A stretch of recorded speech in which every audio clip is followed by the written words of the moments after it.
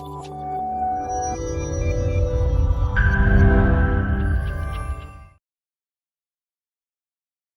you very much for coming to APAN Security Working Group session.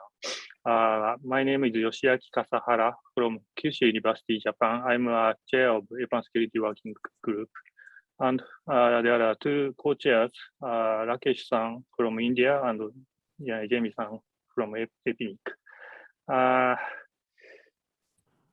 In every APAN meeting, we have this kind of presentation session during APAN meeting to share various research topics or other security-related presentation, and sometimes call for collaboration from the speaker. So this time, we have two 19-minute slots secured. Actually, these two slots are concatenated without gaps, but I think we will insert a small break between presentation, I think. So, and this time we have 6 presentations. So we will break briefly after third presentation. And also the last 2 presentations are from technology partner and platinum sponsor of APAN. So please enjoy this presentation. So I'd like to invite the first presenter, Dr. Lennon Chan, Monash University, Australia. He's expert of cybersecurity and cyber crime, and I think he talked about crime in the era of 5G and beyond.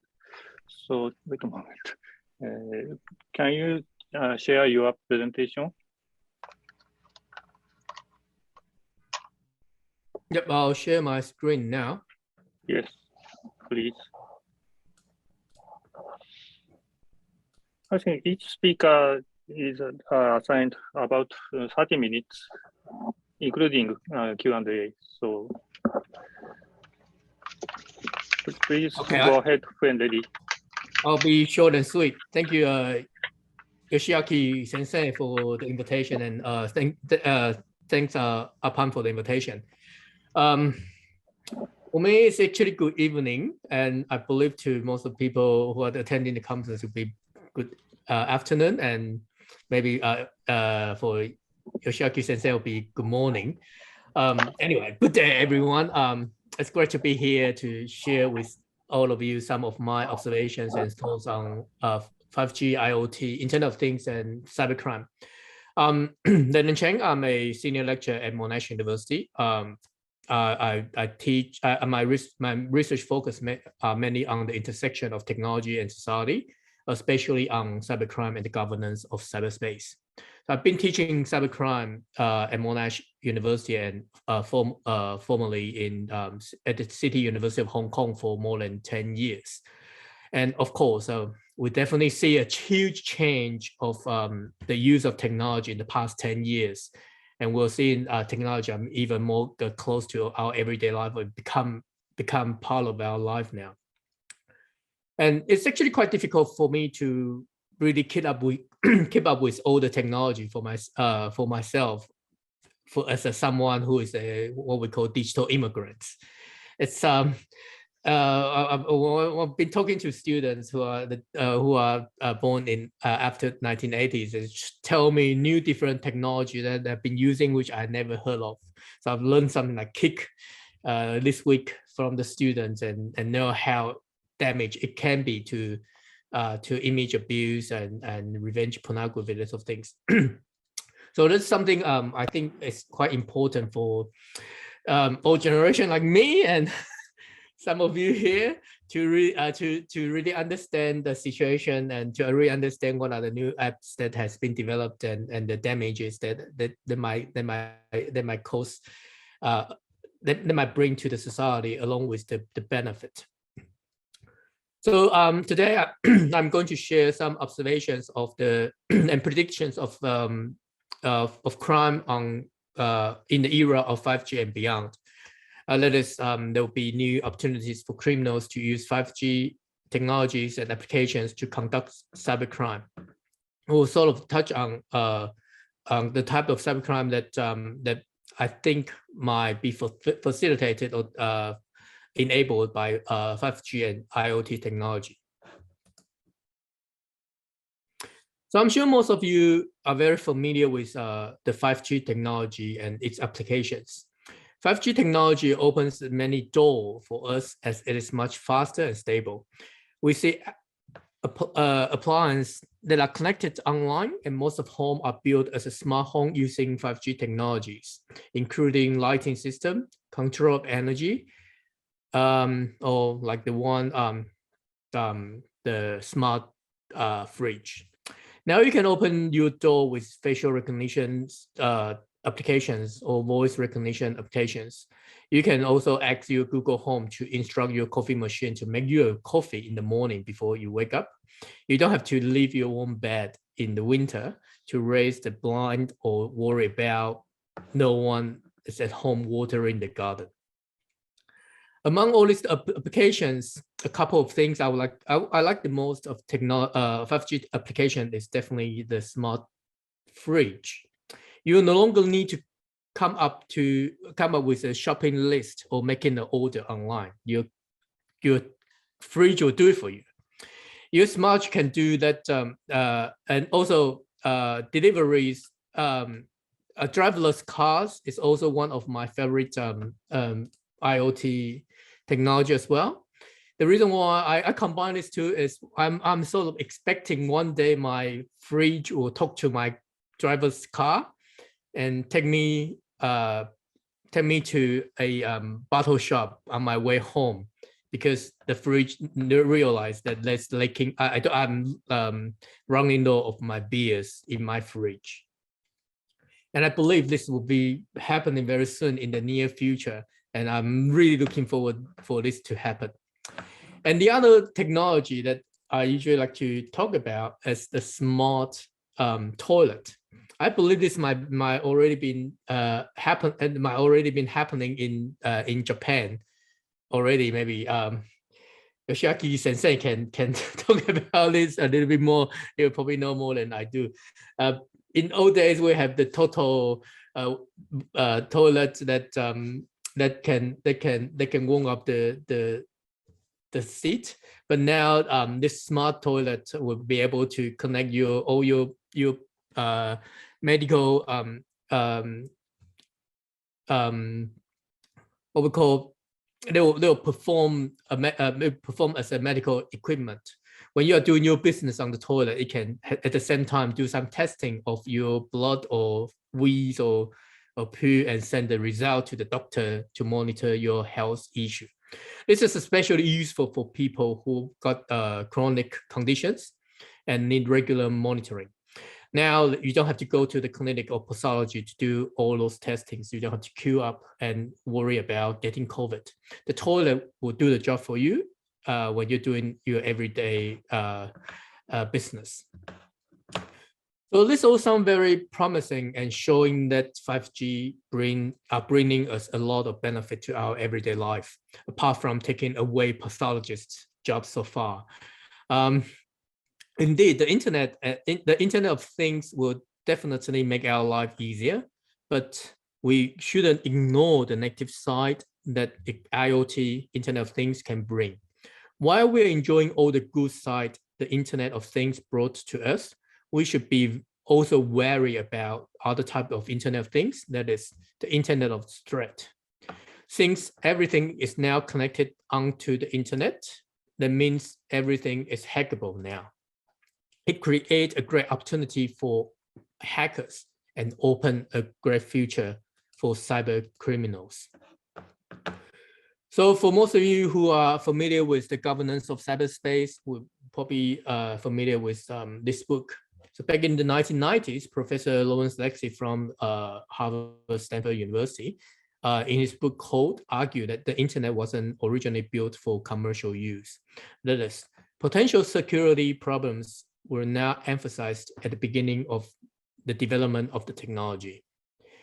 While we think we all can learn from the past and the history, as we are human beings, we fail ourselves all the time. We see while developing the new 5G technologies, applications, security and safety concerns are still not always taking into consideration when they are developing the technology. This might be because that the developers don't want to think about security issues, as it might impact the development of technology or selling if they put security in the front line. It might also be because that the developer didn't foresee that these applications or technology can be used in a way that they might never have thought about. We all know that criminals are usually the smarter ones than any one of us here, so they know how to play the game. So what's the connection between Internet of Things and cybercrime? Here I categorize cybercrime into two categories: cyber-dependent crime and cyber-enabled crime. Of course, this is not the term. It's not a term that I coined. It's actually used quite often by everyone now, and it was coined in the UK's Home Office report. Cyber-dependent crime refers to those crimes that emerge after the internet was invented, and those type of crime is dependent to the technology and the internet. This include examples, for example, hacking, as we definitely understand, and this distributed denial service and botnets. This chart actually shows how hacking. The chart shows the hacking towards home automation devices, and it tells us how easily and how vulnerable that our home devices can be towards hacking, and how vulnerable these home devices are hackable in our house now. There are also cases that Internet of Things devices that has been hacked and used as a bot-infected computer to launch cyber attacks.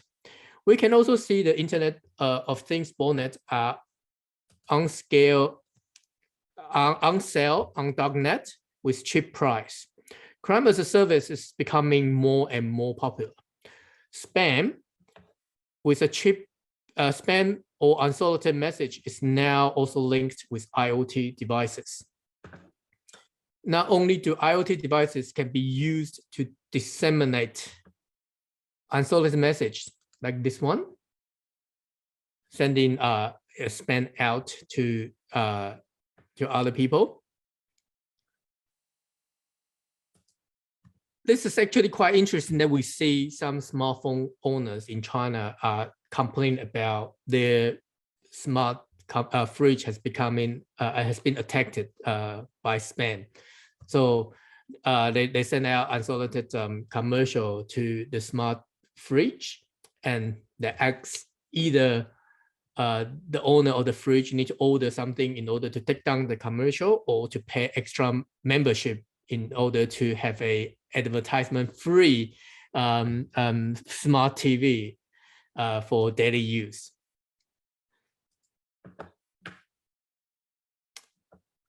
I think this cyber-dependent crimes are pretty much expected because we see how hacking is, how machines are vulnerable towards hacking, and there's definitely nothing new here.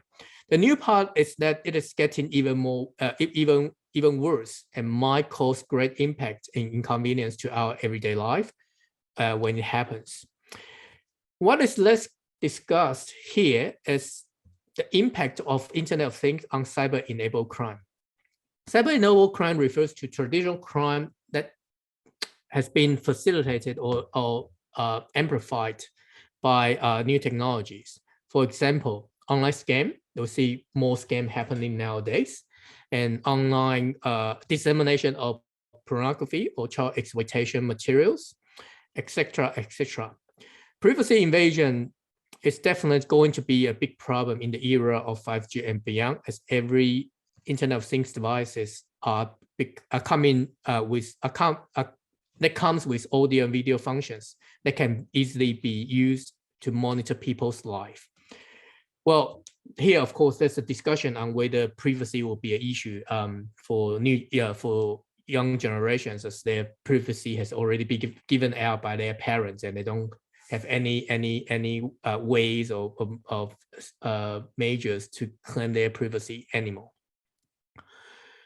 And while VR is going to be a new trend, since Facebook has changed their company names to Meta, preparing themselves for the future of metaverse, we probably need to think about issues relating to sexual assault or rape online. If someone raped another person in the virtual reality world, would that be seen as a rape? Would that be seen as a sexual assault? It might sound hilarious 10, 20 years or even 30 years ago when we think about these issues. But unfortunately, this kind of issues is becoming real and are starting to cause trouble to our society. So I'm sure most of you might have already watched the Black Mirror on Netflix. So this episode might seem quite far from us nowadays in our everyday life at the moment. We can predict that will happen in the very near future. One thing I would especially like to mention in the connection between IoT and is the connection between Internet of Things and domestic violence, or what we call coercive control. We start to see the abusers using Internet of Things devices to control their partner by not giving them the right to turn on or off the machine or track them without their understanding. For example, most of the cars are now linked to a mobile phone that the users can track where the car is easily. And this can be a way to do coercive control. For example, if the car is controlled by the husband, they'll be able to know where their wife drive the car to. And if they want to identify the location of the wife, they can easily locate where the car is to understand where their wife is. So this kind of control are becoming a big issue, a big concern and issues, especially for people who are under the threat of fear of domestic violence. So how can we prevent it? Do we really see this kind of problem coming when IT companies are developing a new technology? That might be something we really need to think about and further explore. Yeah, here are some examples of how IoT can be used to facilitate cyber-enabled crime. And what might concern us the most? What if IoT devices become a killware? A killware might already been discussed widely in the protection of critical infrastructure. Terrorism or extremists might use a malware to cause fatality. Sorry. But now it can happen to any of us soon. A homicide can be conducted without using violence, gun, or knives. Recalling the toilet I was talking about, there's a possibility that a homicide can now happen by conducting a hacking into the toilet and change the statistics, or hacking into the medical devices and change the statistics. While your GP or your doctors are giving you the prescription based on the statistics, that might give you a wrong prescription and you'll be assassinated without knowing who or how they did it. This all sounds very scary, and the actions are definitely need to be taken now. It is no longer the laws and norms can regulate. It needs more collaboration between the public and the private. Of course, there needs more research on how we enhance the public-private collaboration without giving private sectors too much power. I'm not saying this because I'm an academic. I'm saying this because I genuinely think we need to do more research on this area. It is then important to provide related warning to the user and provide them knowledge on how to avoid everyone to become a victim, or how they can mitigate it themselves between the risk and the convenience when they are using the technology. All in all,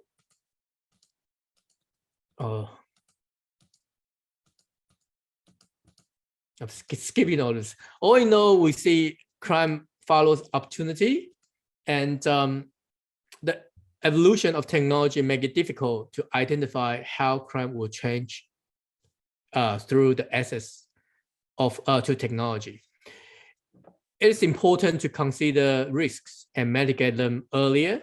And while we are developing more technologies, we might, on the other hand, think about the impact of the technology to the user from more negative side, and really start to think about all the mitigations or factors to reduce the risk that comes along with the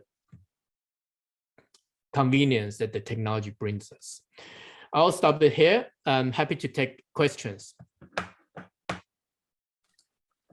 Thank you very much. Any questions or comments from the audience?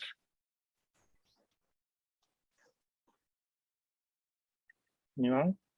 You may write question to the chat or directly speak up. Sarah, may I proceed? Yes. Yeah. Thank you, Chang, for your real-time presentations. Part of the basically the entire world is looking. It's really a big platform you have provided. So really, thanks once again. My question is, as in your lab, have you done any case studies on 5G based or IoT based actual hacking or actually security attack performance? If you did in real time scenario, so that we can understood. This is the first question, and second, for the new the research scholars, which area they can able to concentrate for the future scenario, like virtual reality, IoT enabled, security is a big challenge for the future scenario, as well as defense security, IoT enabled. That is also the big platform for all the researchers. So please comment on both of my questions, please. Thank you, Rakesh. Personally, I'm coming from criminology, law, cybersecurity background from a social science perspective. So personally, I didn't involve in any hacking test or vulnerability penetration test things. But the research area I'm looking into is more in collaboration with technology person to really think about what are the negative side that the technology can bring to the society. So for example, one of my PhD students is working on Internet of Things and domestic violence, and she has conducted quite a few of interview with technology application development people or IT people.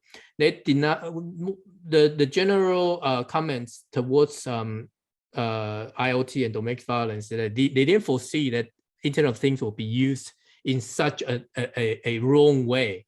So I'm not, as I told my student, I'm not blaming technology person who didn't take into consideration for all the kind of security issues or safety issues.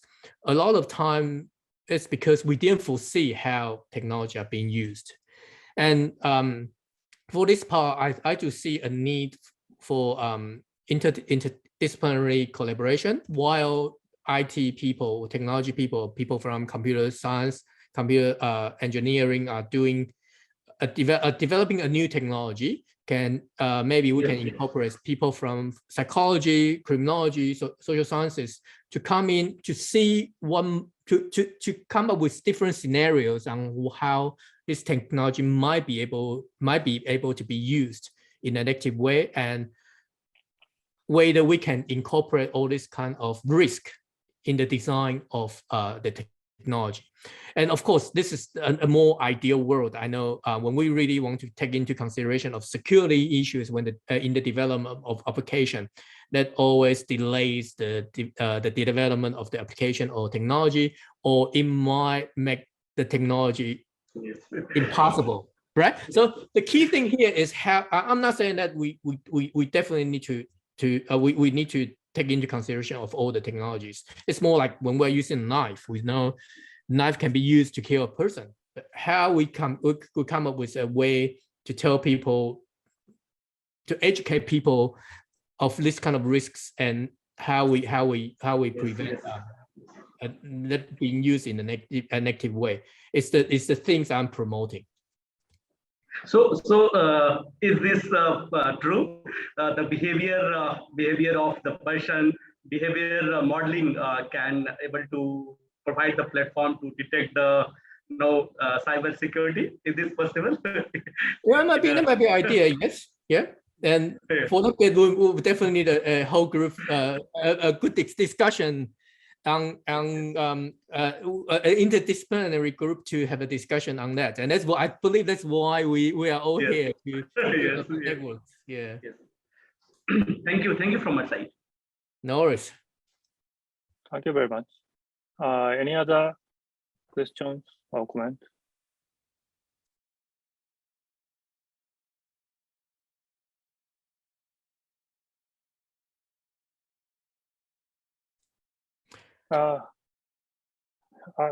Actually, I'm not sure how I can say, but I feel somewhat pessimistic about the situation, because even currently, many institutions, including hospitals and other seemingly protected institutions, are easily victimized by ransomware and other things such as emotet.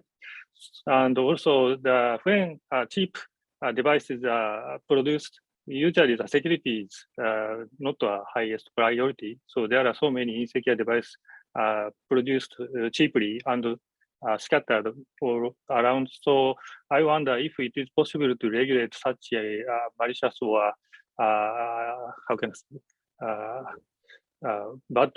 bad or ignorant producer or behavior by something. I'm not sure. Well, Yoshiaki Sensei, I believe you know. I believe most of you here will agree with me that when we talk about ransomware, when we talk about cyber attack, about the most of the majority of these kind of attacks are coming from human error, not really from a very sophisticated cyber attack that hack into the system. So one thing I definitely want to mention of what I'm promoting here is we need to have a better cyber awareness, and this awareness will help us to reduce quite a lot of cyber attacks. But when it comes to critical infrastructure protection, national security issues, there might be a different area that we need to really we need to talk about, but then they need to have a better in terms of a way of protection, not only raising people's awareness, but also making the facility itself less vulnerable towards cyber attacks.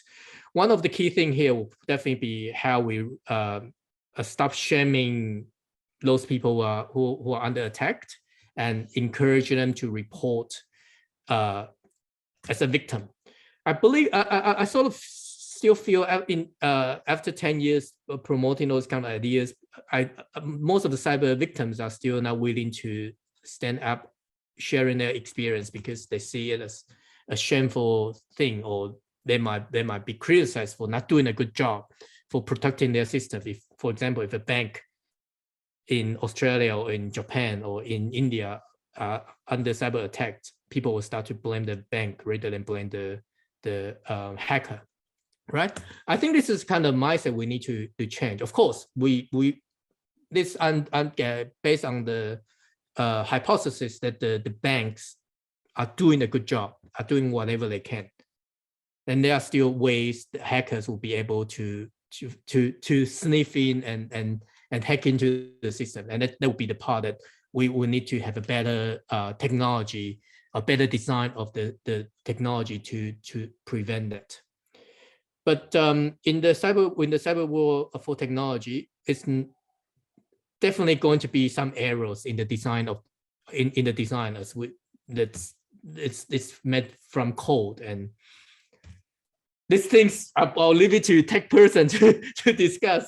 This is my feeling. So there might be something that we can do from the technology side, but a lot of things will definitely from my feeling so far is if we can enhance every user's awareness, we can reduce quite a lot of cybercrime or cyber attack issues.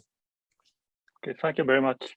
I think it's time to close your talk. So thank you very much for coming and share your ideas and insight. Thank you. Sorry, I have to leave earlier. So if anyone have any questions, you'll be able to find me on the program website. I'll be very happy to continue the discussion here. Yeah, thank you very much. Okay, thank you very much. So the next, wait a moment. Next presentation. Actually, there are next two presentations will be presented by Internet Society. Originally, it was supposed to have a recorded presentation, but after later, Mr. Wilton agreed to present in live session. So we will have two presentations from Internet Society. First one is encryption, and the next one is encrypted DNS. We will accept questions and discussion for each talk separately. So I'd like to invite Mr. Wilton. Can you please share your slide? Yes, absolutely. Thank you very much for the introduction. Hope you can see my screen now. Yes. Great. So please go ahead. Thank you very much, Yoshiko Sensei. And Rakesh, thank you also for the invitation to present to this group. I'm just sorry that I'm not in Dhaka in person, but when things return to normality, I hope to get there. Just to link my presentation to Lennon's, in that closing set of comments, there were a number of themes which I think it's important to keep in mind. For example, the best security design is probably preventive design and based on a precautionary principle. In other words, let's make it secure just in case someone thinks of a new way to exploit this product. Because we can't foresee all of the ways in which malicious actors might use or abuse technical function. The second one is that most of the solutions to this have to be interdisciplinary. And that's largely because for many of the problems, including criminal ones, those problems are societal problems. They're not primarily technical. Theft and domestic violence and child abuse existed long before the technology did. And they wouldn't go away if the technology went away. So these are societal problems, and they're mostly systemic, which means that technical point solutions tend not to be an effective answer. So I think, as I say, I think those are a couple of thoughts that it's important to keep in mind from Lennon's presentation as we go through the next one. And the first of my two presentations is about, it's basically an introduction to encryption. So we thought, given that the second presentation is about encryption in practical use, securing DNS, it was important to have an introduction to start with. Encryption is a data security mechanism, and the service that it provides is confidentiality. It does that through a reversible process. If you can encrypt data but not decrypt it, it's not very useful. So it needs to be a reversible process.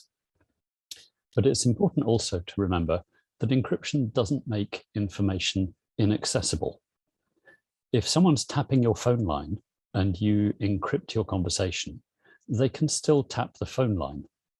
The conversation is still accessible, The difference is that the data appears to be meaningless when they listen to it.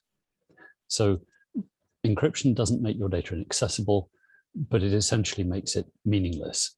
And a well-designed cryptographic algorithm will produce ciphertext. It will produce encrypted data that is indistinguishable from random data.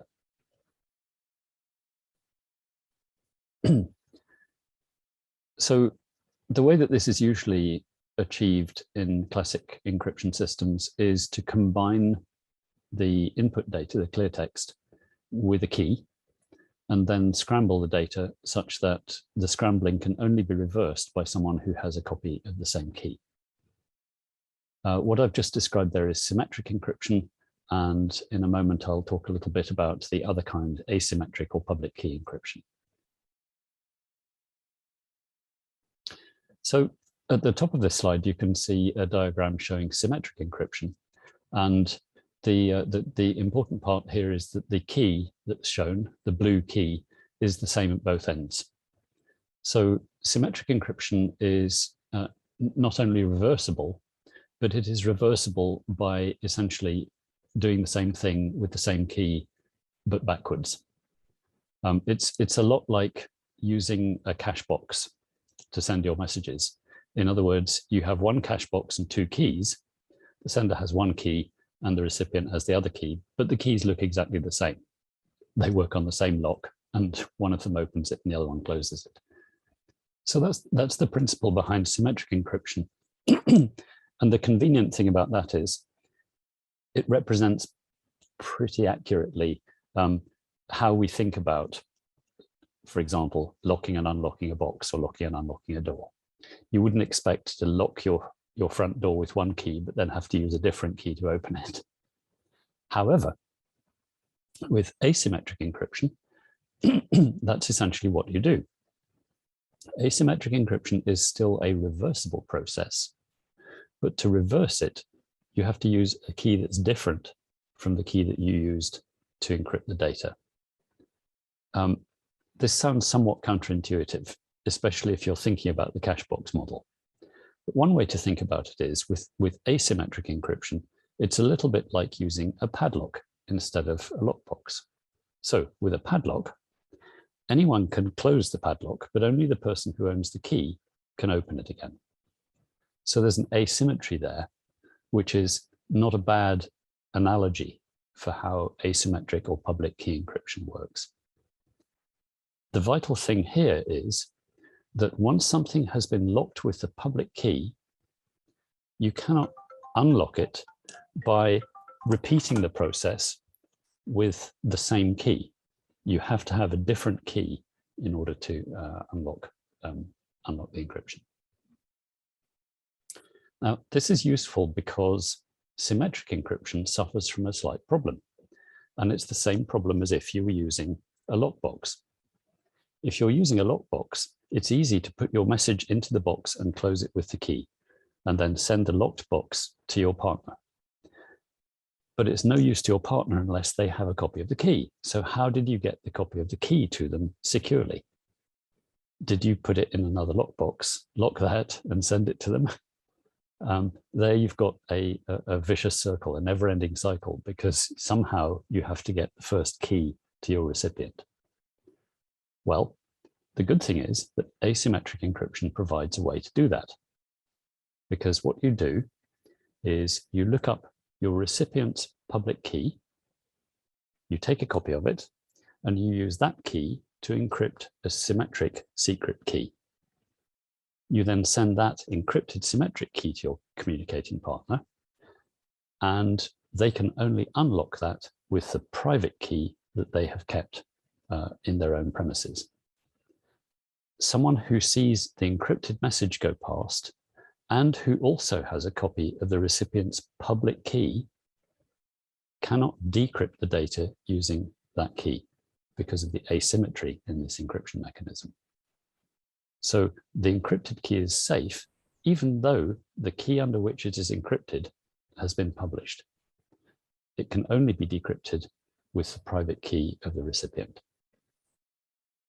So asymmetrical public key encryption is extremely useful as a starting point to give us a way of exchanging symmetric keys securely. Well, you might think, okay, why don't we just use public key encryption for everything? Why bother with symmetric encryption at all? And the answer to that is really that asymmetric encryption is comparatively inefficient.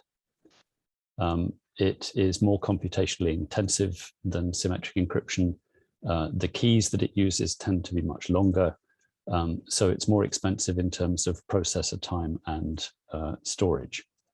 It's also really bad for things like streaming. So if you want an encrypted streamed video session, like Zoom, for instance, you really need to exchange symmetric keys and then use symmetric encryption to encrypt the data stream. Symmetric encryption is much more computationally efficient than asymmetric. I could go into why, but I think not in the time available today. So this one is a reference slide describing the process of exchanging keys, first using public key encryption and then using symmetric encryption for the data itself. Now, I think it's really important to think of encryption as a system and not just an algorithm. It's important, especially when encryption is under threat, and encryption is frequently under threat, for example, by government policies that seek to establish law enforcement access to encrypted data or access for national security reasons. Those are valid reasons, but some of the arguments put forward are often flawed. And the reason I say that is because encryption is more than the algorithm itself. In more or less the middle of this slide, you'll see a box with encryption mechanism in it. That's the algorithm that is scrambling the data. So the reason that I've distinguished that from the other parts of the system here is that we have seen some government policies that say, we want law enforcement access to encrypted data, and we think we've found a safe way to do it because our method of getting access doesn't touch the encryption mechanism. And so their argument is the encryption is still functioning perfectly. Therefore, there's no security risk here. And yet we have found a way of getting law enforcement access. And I'll describe one of those ways, and then you'll see why I think it's important to think of encryption as a system. So some of the other boxes on this diagram illustrate other important parts of the system if it is to deliver what we intended the encryption to deliver, which is confidentiality. You'll see, for example, on the left-hand side, a green box labeled reliable text input. That is, when I'm typing my message in, if someone can look at the message before it's even been passed to the encryption mechanism, then I don't have confidentiality anymore. So if there's a Trojan horse on my laptop and someone is siphoning off my keystrokes, they may not need to break the encryption because they've already seen the messaging clear. Similarly, on the right-hand side, you'll see reliable delivery. Okay, think back to my example of the padlock for asymmetric key exchange. Like I say, anyone can lock the padlock knowing that only the owner of the key can unlock it again. But supposing the person who you want to send the message to is not the person who sent you the padlock. If someone else manages to send you a padlock and say, look, this is Rakesh's padlock. If you want to send Rakesh a secure message, lock it with this padlock, but it wasn't Rakesh who sent it to you, then you've just locked your message with a padlock to which someone else has the key. So reliable delivery is another important part of confidentiality. And of course, the bottom right-hand box, the green one, secure key exchange. Well, yes, if you can't be sure that you're exchanging your keys securely with the correct person, obviously you can't be sure that you have confidentiality at all. So one proposal from at least one government has been that they don't want to touch the encryption mechanism. They just want to change the secure key exchange so that instead of only 2 people getting the keys, a 3rd person gets the keys, and that's the government. Have they touched the encryption mechanism? No. But have they touched encryption as a system? Absolutely. Because they've modified the secure key exchange, and therefore you can no longer be sure that only you and your intended recipient are seeing the encrypted data. So you will see government proposals that claim not to touch the encryption algorithm, but which nevertheless undermine the purpose of encryption as a means of delivering confidentiality. So that's why I think it's important to think of encryption as a system and not just an algorithm. I have a few slides now about the distinction between data at rest and data in transit, just to illustrate the 2 principal ways in which encryption is used. For data at rest, we're really talking about data on devices. So whether that's your edge device, in other words, your mobile phone, your laptop, your tablet, and so on, or indeed whether it's a server computer. Data at rest is the data that's stored on the disk or in ROM, PROM, whatever, solid state memory. It's the data that's not being communicated but is being stored. Whereas data in transit, of course, is data that's being communicated between parties. Now, here, I think the importance of encryption is simply stated, and it's this: everything we do online passes through the hands of 3rd parties. Even if you use a mobile phone, your mobile phone provider is a 3rd party between you and whoever you're speaking to. If you have an ISP, all your internet traffic goes through them. So all of these things are cases where data that you do online goes through the hands of 3rd parties. Just using a browser to access a website may feel like it's an interaction between you and the website, but 3rd parties are involved. Again, mobile providers, telcos, ISPs, and so forth. You have no option currently with the way that networks operate. You have no option but to entrust your data to 3rd parties. And so encryption is a way of being able to pass your data to 3rd parties, but still being assured that you're talking to the right person or connecting to the right web server, and that anyone intercepting the communication will not be able to understand it. Some of the 3rd parties through which your data passes have a business model explicitly based on reading and monetizing whatever you send. A good example of that, I think, is some webmail providers. A number of webmail providers actively scan the emails that you send, because the server, those emails are in clear. And they scan them looking for keywords, looking for data from which they can infer your income, your social status, your buying preferences, your interests, and so on. Well, is that reasonable? Or is it more reasonable that if you send someone a webmail, you should know that only they can read it? So encryption, again, is an important tool, both for making sure that you're speaking to the right people, and also that 3rd parties to whom you have to entrust your data can't understand what you're sending. And here it's important, I think, to draw a distinction between 2 kinds of encryption for data in transit.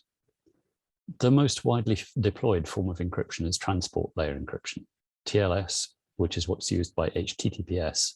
So it secures browser sessions and other forms of communication.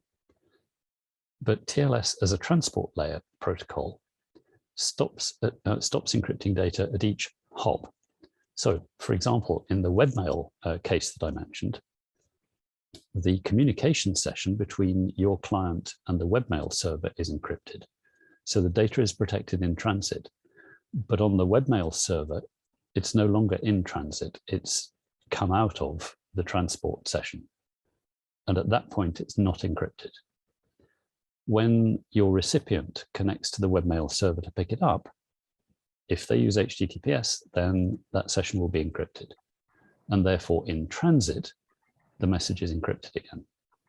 But as I say, with session level encryption or transport layer encryption, at the server, the messages are unclear. We can distinguish that from end-to-end encryption, which is generally what you would call applied at the application layer. And here what's happening is the app on your phone, for example, is encrypting a message with, say, Signal or WhatsApp. And the message is encrypted before it's submitted for transmission, which means that its encryption is independent of anything that happens at the transport layer. And that in turn means that if there is an intermediary who terminates a transport layer session, that intermediary will not be able to read the message because the message has been encrypted at the application layer. And it's decrypted at the far end only by the recipient. So end-to-end encryption protects data even from intermediaries that have to handle the message. Now, one other note, it's important to remember that some parts of a message will never be encrypted. When you write someone's address on the letter, if you encrypted the address, the post person would not know where to put the letter. Okay, so the address of the recipient has to be clear on an envelope. And the same thing applies to digital messages too. The address of the recipient will generally need to be clear so that the message can be appropriately routed. And there are some other kinds of metadata that will often also pass in clear. For example, the time and date when the message was sent, potentially the location it was sent from, certainly usually the size, because again, that can help intermediaries route messages effectively. And it may help with things like traffic management. So we always need to bear in mind the distinction between the payload, the contents of the message, and the metadata, which is data associated with it and which often passes in clear. Not always, as I'll come to talk about in my second presentation, but mostly it passes in clear. And from a law enforcement perspective, that data that has to pass in clear can often be extremely revealing. So for example, if someone goes to a bank website, they're not going to ask about the health of their teeth. If someone goes to a website for advice about alcohol abuse, they're not checking their bank balance. You can infer a great deal about people's behavior from the metadata. The metadata also allows you to build someone's social graph because it tells you who they communicated with and when. It tells you which websites they visited and when. That in turn may allow you to make inferences about their economic status, which time zone they're in, who their contacts are, how frequently they communicate, and even perhaps what kind of data they communicate. Is it only SMS? Is it only WhatsApp messages? Is it streamed video? All of these things are revealing, and they can be either directly learned or inferred from metadata. So just very briefly, and I won't spend very much time on these, putting this into context, we put together some of the ways in which organizations tend to use encryption. Again, I will pass through these pretty fast because the slides will be available as a reference. And this is really just to give an indication of usage. So for data in transit, we've drawn the distinction between end-to-end encryption and channel encryption. For data at rest, whether the user or the service is in control really depends on who holds the keys. It's okay to put your data in the cloud as long as you know that the keys aren't there as well. You want the keys under your own control and not under the control of the cloud service provider. Otherwise, you're not controlling the encryption. That can be appropriate in some cases, but ideally, you keep keys. For data in use, mostly when we're computing with data or processing it, it's unencrypted. Emerging, there are a few ways of performing computation on encrypted data using what's called homomorphic encryption. But that's, again, somewhat beyond the scope of this talk. So again, a summary of data at rest, user controlled versus server controlled encryption, and data in use, where what's important is actually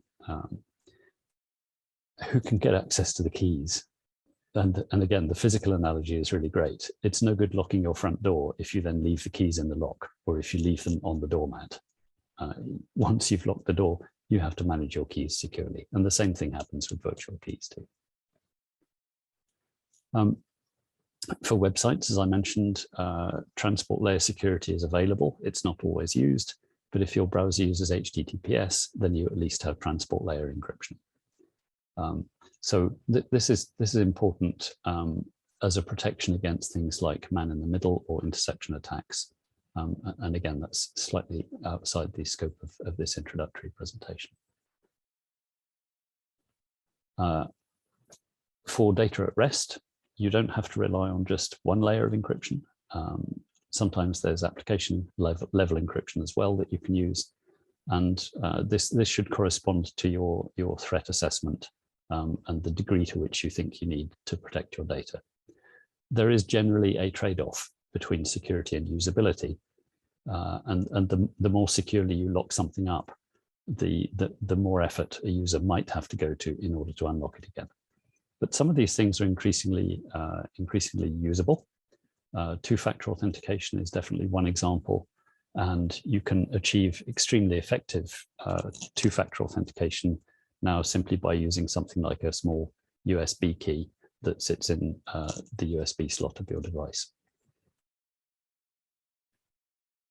I will pass quickly over the backup issue. All I would say here is if you depend on your backups, for goodness sake, test them from time to time. There is nothing worse than needing your backup and finding that actually you did something wrong and you can't restore it. If you encrypt your backups, please keep the keys separately. I know of at least one organization that used religiously to send its backups on tape to a secure storage facility. But so as not to lose the keys, they used to write them on a piece of paper and put them in the same box as the tapes. This is not a very good strategy. So in conclusion, as I think you will have gathered from Lennon's presentation also, we live in an information society. Our economies are largely data-driven, and we have an increasingly digital native citizenry, and we are surrounded by connected objects. And as Lennon illustrated very clearly, I think, connected objects mean that the digital world has physical effect. Therefore, I think we should never forget that robust, reliable encryption is not only essential to the well-being of our societies, but it is essential to our personal physical safety as well. Okay, I will stop there. That presentation, just so you're aware, is a little bit longer than the second one. So we will catch up some of the time in my second talk. But I'd be very happy to take any questions that people have. If there's something you want to ask about encryption or its applications, please feel free either verbally or in the chat. Yeah.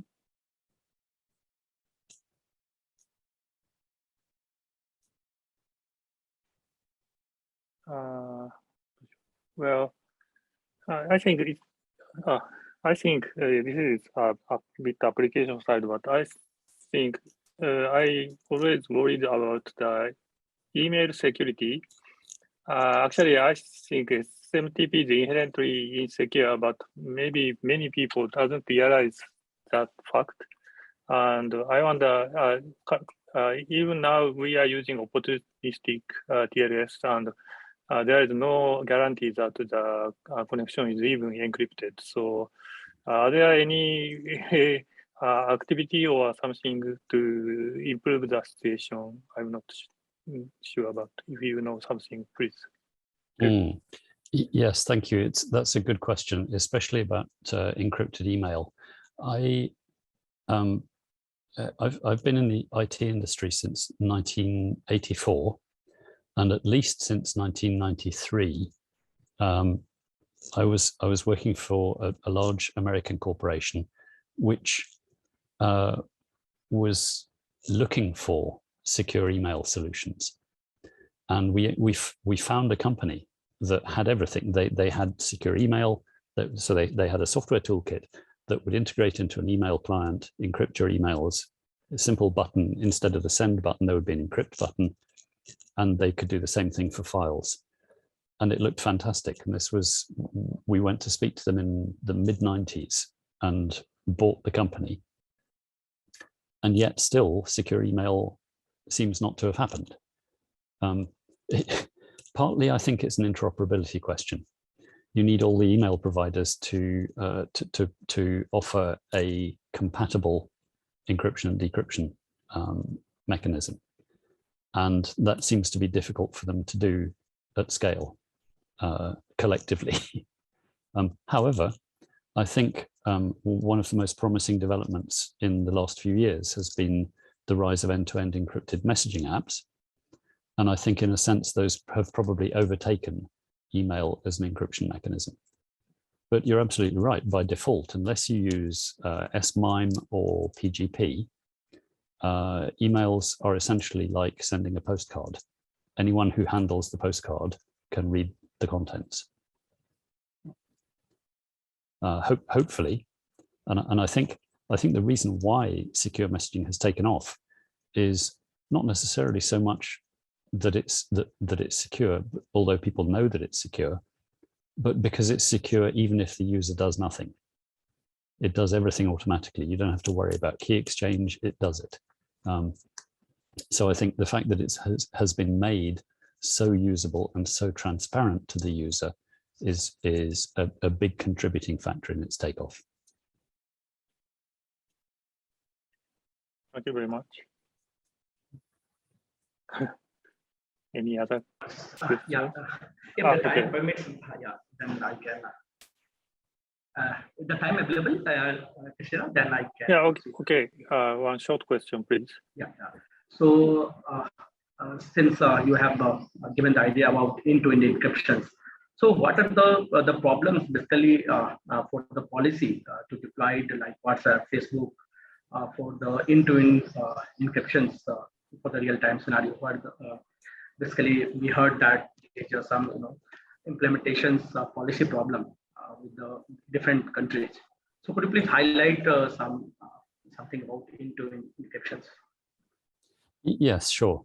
And I think, again, I would echo what Lennon said, even in the title of his presentation, which was more good than harm. Yes, you will certainly hear policymakers say that end-to-end encryption poses a problem because, for example, it may mean that criminals can communicate in ways that an intermediary cannot intercept.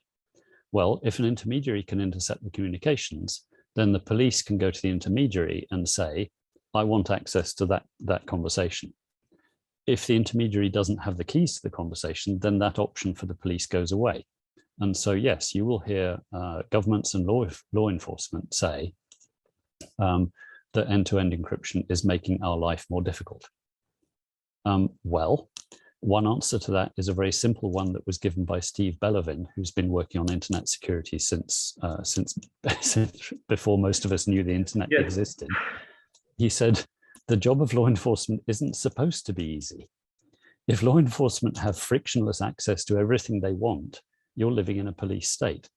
And that's not somewhere where most of us want to live. So that's one kind of end of the spectrum, is simply to say, well, that's just tough. However, a slightly more nuanced approach is to say, for example, that in addition to access to the encrypted traffic, law enforcement have a number of other mechanisms to which they can resort in order to detect crime. And so when someone says end-to-end encryption simply makes law enforcement impossible, we should certainly challenge that statement of the problem. Because I mentioned metadata, for example. We've seen metadata used with great effectiveness to identify members of criminal networks, to identify pedophile rings exchanging child abuse material. The metadata can be extremely revealing. and can be an extremely effective tool for law enforcement. And we should not let that be understated. One other point surfaced in research that was done by Professor Susan Landau, which she's published in blog posts on lawfare. She interviewed law enforcement professionals in the States, and she spoke to at least one who said, yeah, we do encounter encrypted data in our investigations sometimes. And yes, that can slow us down. But he said, in the room next door, I have a box full of mobile devices. They're not encrypted, they're not even pin locked, but I can't get the data off them because my officers lack the skills or the equipment or the software to get that information off. So actually, in many cases, there are probably law enforcement measures that could be taken, which do not require any weakening of encryption, but simply require an increase in capacity or new tools or capabilities for law enforcement to deal with data that isn't encrypted. And so we shouldn't throw away that option in favor of weakening encryption and thus making our online lives more dangerous for everyone. Thank you, Brooke. Also, they have also mentioned in some chat, chat, that is why wrongful convictions would have. Yeah. Yes, thank you, Brooke. Yes, and there have been some tragic cases in the UK, for example, in the last 20 years, when a police force actually had all the data that would have been needed to find and convict someone, but they didn't share it with the neighboring police force, or they didn't know which bits of data they had. Essentially, they had too big a haystack to find the needle. And some of these law enforcement access to encrypted data proposals are simply proposals to increase the size of the haystack. Thank you, Robin. Okay. Thank you very much. So I think it's time to proceed to the next presentation. So Wilton-san, please start about encrypted DNS. Indeed. Okay. Yes. Well, look, I'm really sorry that you get me twice in a row. It's not something not something I would propose for anyone. But as I say, I think that this one is somewhat briefer. And the topic here is encrypted DNS. And these slides were helpfully put together by my colleague Steve, who sadly can't join us because it's 2 a.m. for him. So the title he chose was, "What the answer is encrypted DNS. Now, what's the question?" Okay, so this is about an application of encryption technology in the networking world and why it's important. Okay, we had the obligatory slides, the PR slides about the Internet Society. Again, I will leave these for you as reference slides rather than take up time here today. But we're a global nonprofit organization with an advocacy mission to make sure that the internet is safe and productive for everyone. So what is DNS and why is it important? DNS, essentially, it stands for domain name service, domain name system, and it is fundamental to everything we do online because it bridges the gap between the World Wide Web, which is how so many of us encounter the internet, and the internet infrastructure itself. A simple example is, how did you get to this conference? If you typed in apan.net and went from there, that's pretty easy, and that's happening at the World Wide Web layer because you're using a URL. You could also have got to the same point, theoretically, by typing in its IP address, which you might have done in two forms, an IPv4 address or v6. But as you can see from this slide, those aren't terribly friendly to either remember or type in. And so that translation between the URL and the IP addresses is extremely useful to us as humans. DNS has been around for a long time. It's essentially been around since anyone realized that there was a need to translate between URLs and IP addresses. And back when it was first designed, not a great deal of prioritization was given to securing it, and therefore much of the DNS traffic in today's network is sent in clear. But I think from a usability perspective, maybe the biggest risk is that none of us knows it's there at all. And if you don't see something or know it exists, it's very hard to be concerned about securing it. So I have a few pictures just to remind us of the role that the DNS is playing. And I think the starting point is most of us probably work with quite a flawed mental model of how the internet actually works. And that model is probably, oh, well, I know how the internet works. You type a URL into a browser and you get back a web page.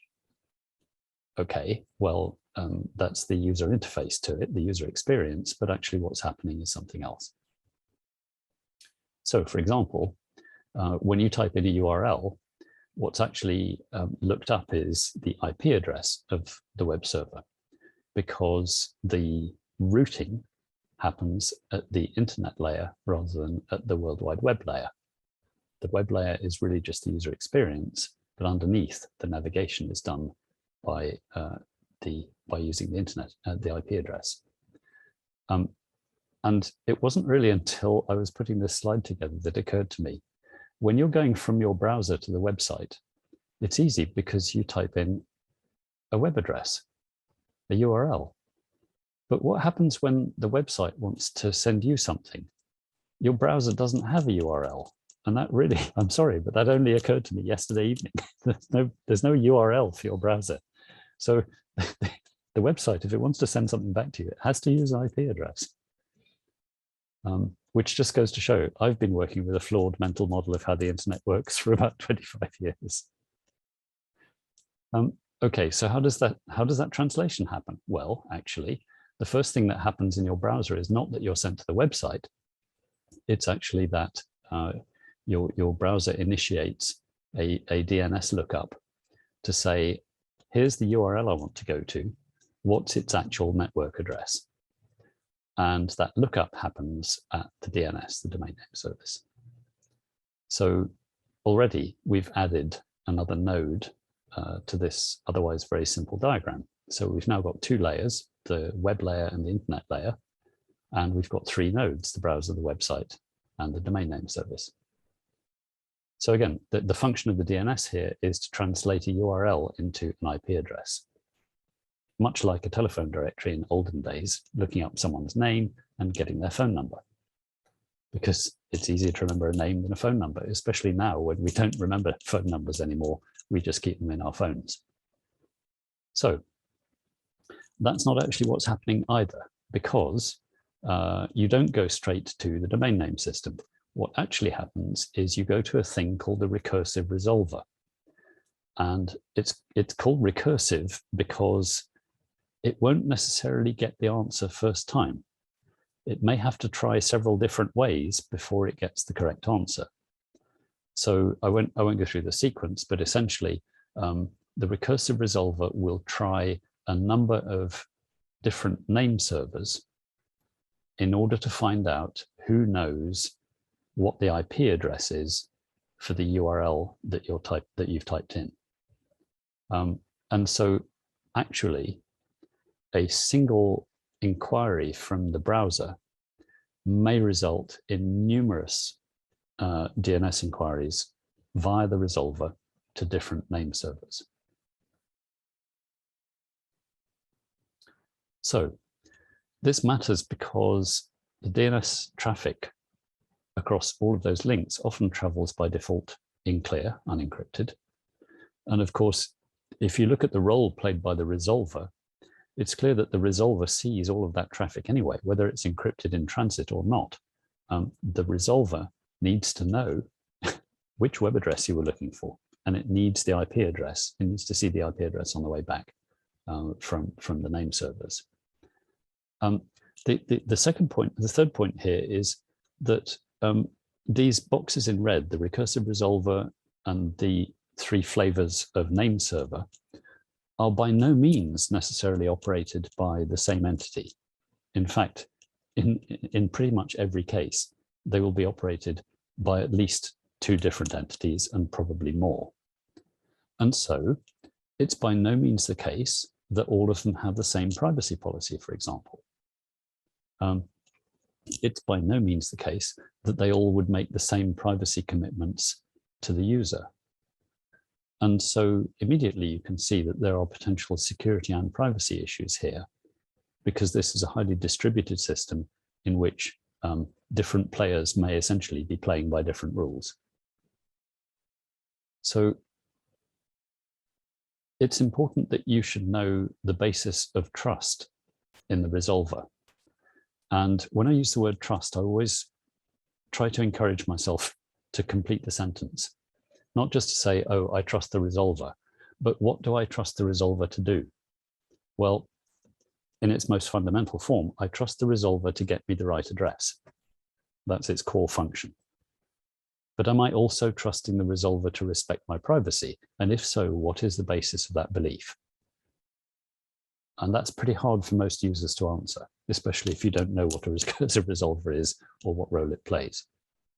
So it's important that we should be able to trust the recursive resolver, not just to give us a reliable service, but also to respect our interests. But how would we know that's the case? You do have some choice over which resolvers you use, but how many people actually know that, and how many people configure different resolvers for their browsers to use? At the moment, we tend to rely on network operators, and network operators ought to be reviewing the published policy statements of recursive resolvers and of name server operators. But do they? I don't know. It shows how much of our trust calculus on the internet we take for granted. Now, there are various security approaches to making the DNS more trustworthy. One of those is called DNSSEC, or DNS security. But actually what DNSSEC is doing is making sure that there is data integrity for responses, and so it's more difficult for someone to stand in between you and the resolver and feed you fake addresses. DNSSEC itself doesn't encrypt DNS lookups, but it increases their authenticity. So really, the things that we can do to increase the trustworthiness of DNS, particularly where privacy is concerned, is to start encrypting more of its traffic. And again, there may not be much the user themselves can do about this, but there are protocols on the way that do help. And three of them are listed here: passing DNS inquiries over HTTPS, or as I mentioned earlier with transport layer security, our DNS inquiries can also rely on TLS, so they can pass the data to the transport layer and have it encrypted there. Or of course, there's an emerging protocol called QUIC, which stands for Quick UDP Internet Connections. So this is, rather than using HTTP or the transport layer, this is going straight to the UDP layer and encrypting UDP packets. So these are there are protocols on the way for multiple deployment options, depending on which layer you want the encryption to happen at. There's also the fact that as I said, the recursive resolver sees everything that passes through it. So if the recursive resolver is not interested in your privacy, that may be quite a threat.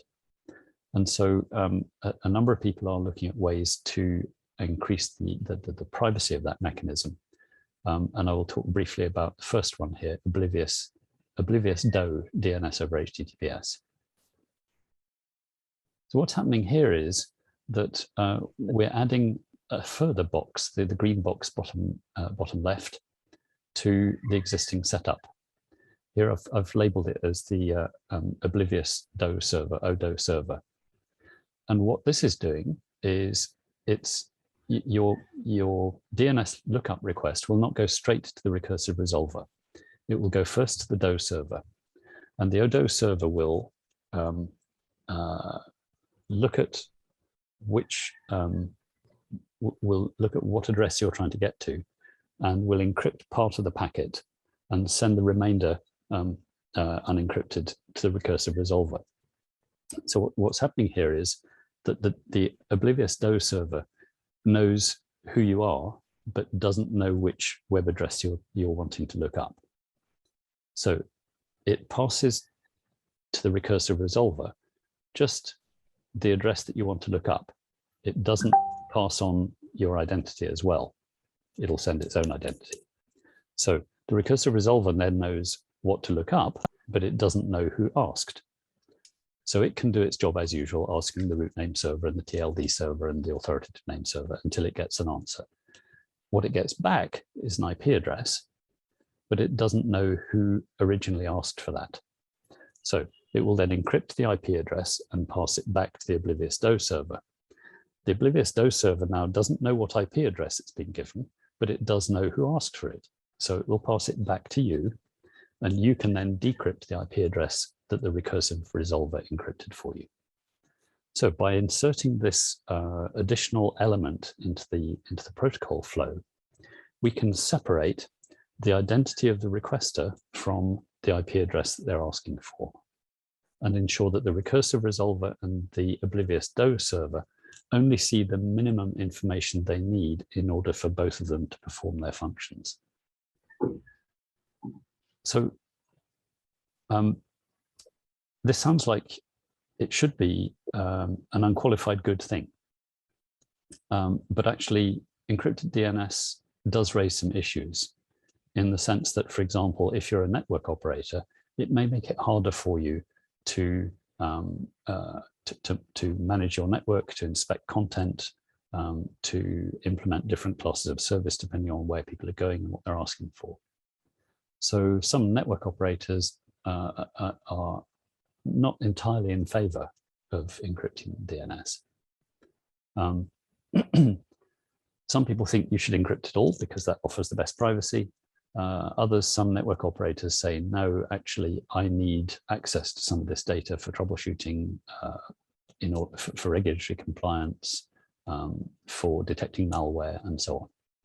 And so ultimately, this is not a thing on which we as the Internet Society take a clear, determined position, other than the fact that it will depend on the requirements and the priorities of the network operator and the nature of the service that they wish or need to provide to their users.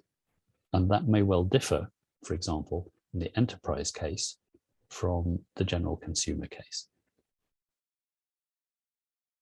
Okay, again, I'll leave this as a reference. If people would like to look up more information about trusted recursive resolvers or oblivious DOE, there are plenty of references here online, and this is quite, I think, quite an exciting emerging area of technical specification. And that's the end of that second presentation. Thank you. Again, I'm happy to take any questions, either through the chat or verbally in the session.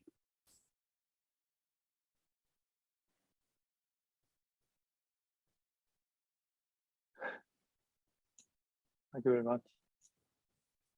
Any questions or points? I know it's a very shy audience here, and I'm guessing if people were shy about asking encryption questions, it's possible they may have even fewer questions about encrypted DNS. I'm not sure, but well, I'll unmute and ask a question, Robin. Hi, Robin. Yeah, hi, Brett. CG. Don't want to count back the years, but anyway. But Jeff's presentation, if you caught AP, Nick, Jeff was basically saying no one cares about DNS because the users that do care really don't get a choice. Mm-hmm. And if it wasn't for the fact that Google ran a DNSSEC, a validating service and a privacy preserving resolver, that they capture all of the market, but they, I presume, won't make the next leap to,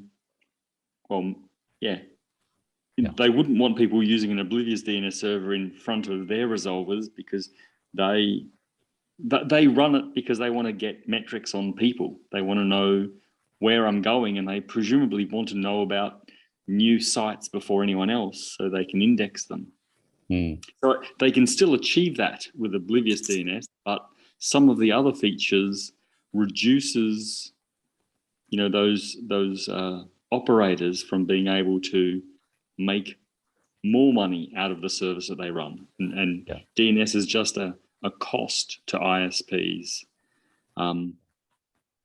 you know, rather than it's a necessary evil they have to run for their customers, but they don't want to run the bare minimum. Yeah.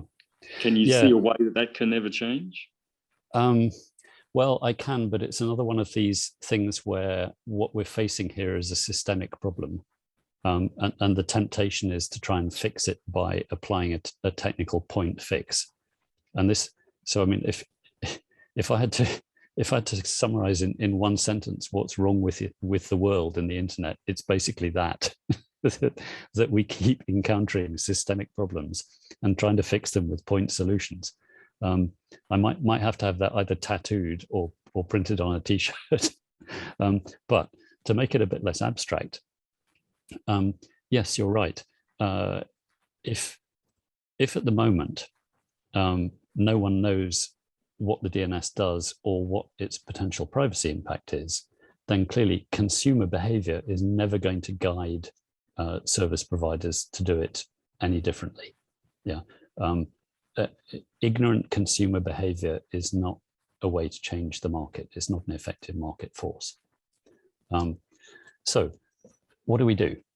If you say, look, you can carry on using whatever DNS server your browser or your home router happens to come configured with, and you just don't need to care, then okay.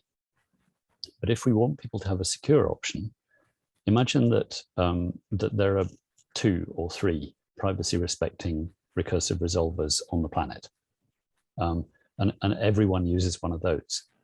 Essentially, what you've done is create a kind of market consolidation. And as you said, some of the entities offering those trusted recursive resolvers don't necessarily have our interest at heart. They've got an economic stake in this as well.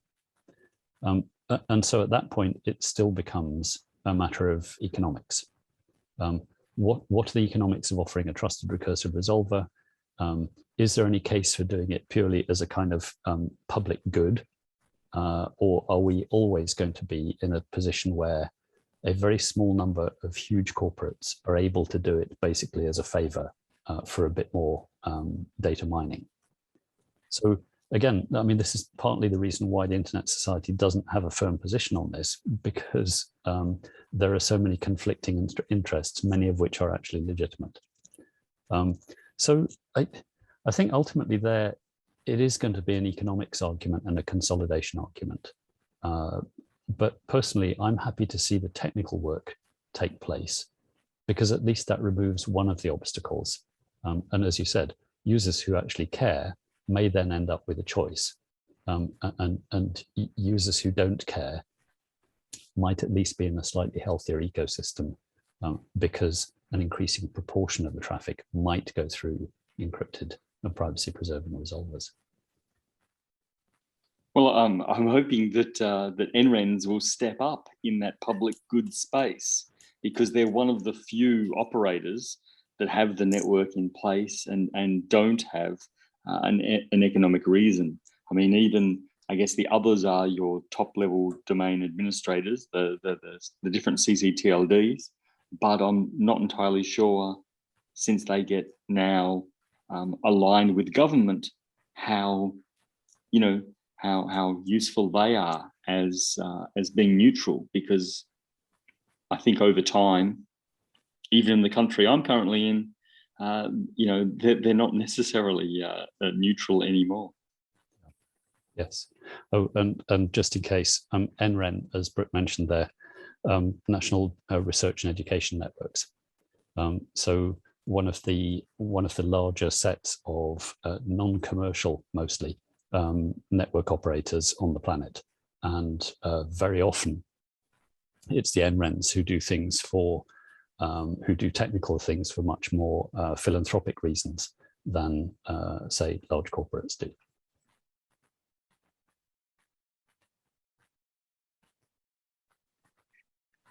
Thank you very much. I think I should. Oh, do you want anyone have other question?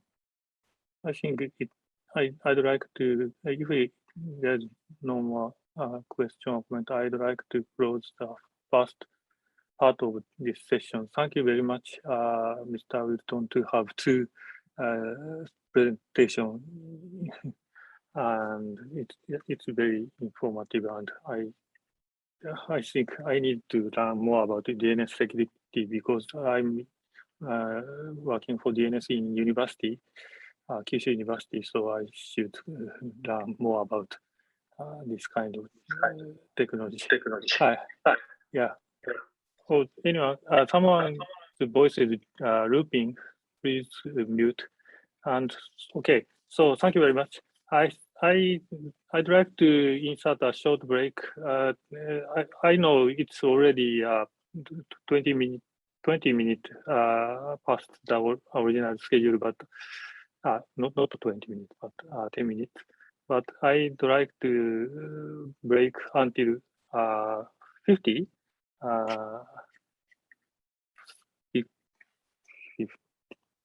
15:50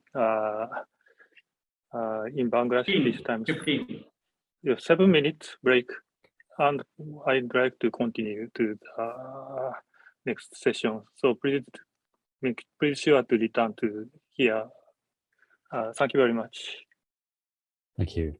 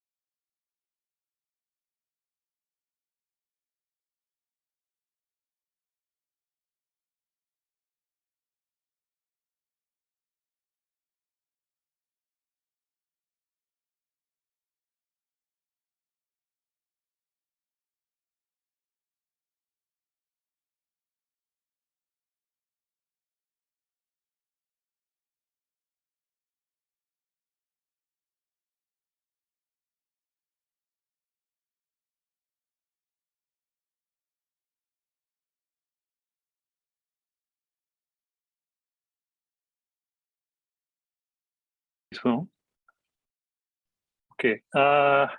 So I'd like to resume the session. Thank you very much for coming again to this session. So next one is one of our co-chair, Jamie-san of APAN, and can you hear me? Yes, we can. Yes, yeah, I can hear you. So he will talk about vulnerability reporting program. And could you please share your slide and start your presentation, please? Yep, sorry, just needed 1 second. I just disconnected from something. Give me 1 second and I'll be right there.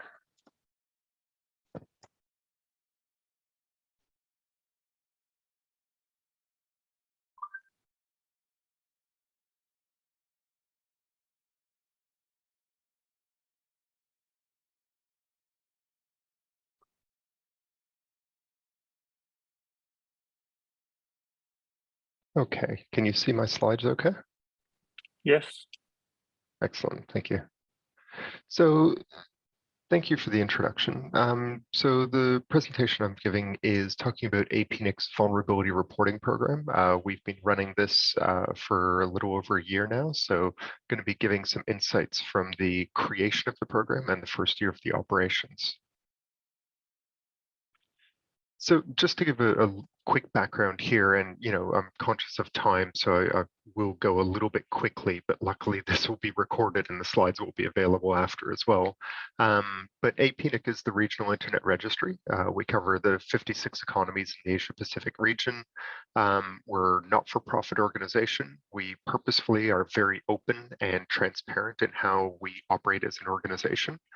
We've got about 120 staff, mostly in Brisbane, Australia, a couple people that are in other countries that are hopefully going to be able to travel to Brisbane soon. We use infrastructure as a service hosting with AWS and Google Cloud. We run several SaaS applications, and beyond just regular websites, we also run standard services like many companies and organizations will. We run VPN service, SMTP mail servers, DNS, but then we also run a few services that aren't as common on the internet, or at least not currently. We run a public FTP server on purpose. We run Whois servers because that's what we do. And we also run RPKI services and servers as well. So in the beginning, as an organization, APNIC has an internal IT team, technically two of them, but they're very tightly connected together. And a lot of the security work that they were doing at the time was internal vulnerability scanning and contracting an external organization to do external penetration tests. So very typical for what organizations are doing for security. APNIC also has some software developers that are writing new applications. And the APNIC CSIRT, or Computer Security Incident Response Team, was created to internally formalize our incident response procedures to security incidents, not just outages, and also to coordinate our overall information security work. At the time when the CSIRT was created, we were looking to start our journey towards ISO 27001. So we were receiving some very early vulnerability reports. So what we were getting were people contacting us about security issues or vulnerabilities that they found. It wasn't very often, but we didn't have a proper point of contact. We didn't have a security email address published for people to use. So we would sometimes end up with security reports going off to privacy@apnic.net, or even HR for the human resources team. Some of these look like spam messages or fake messages. Some of them might have got routed over to the IT teams correctly, but nothing went very well. We occasionally did get some scam emails that were trying to look like security vulnerability reports. This one here below is talking about finding some privacy vulnerabilities in your website. They're big errors. Pay me money and I will tell you what the vulnerabilities are. This is an outright scam. If you take some of the words and do a Google search on it, you'll find many people getting this exact same message. And of course, paying upfront for vulnerabilities is not a standard procedure for anything.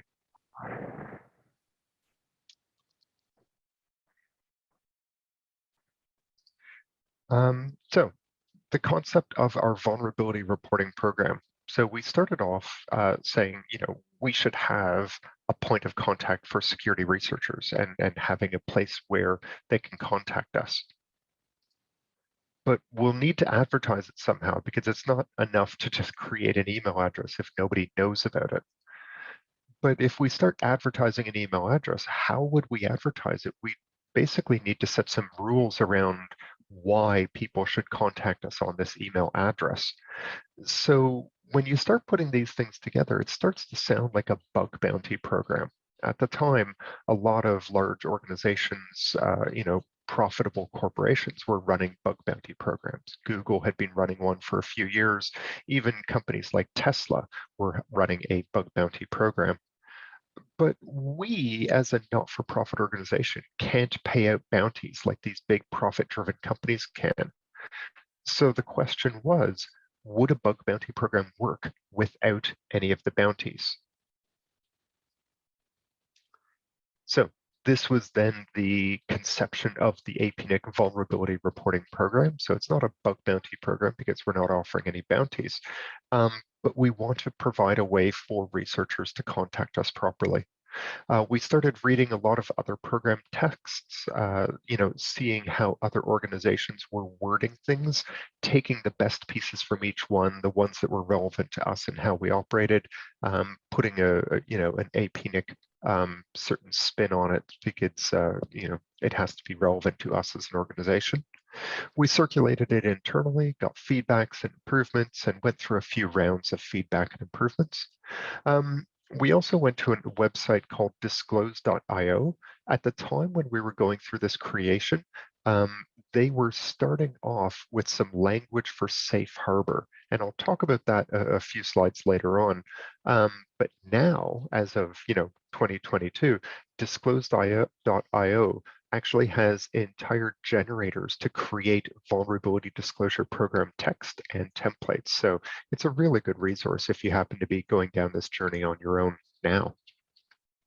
Now, after we got all of this text together in the safe harbor language, we took it to our legal team. We wanted to make sure that everything that we said was legal, above board, and that there wouldn't be any legal implications or consequences to the organization for how we're doing it.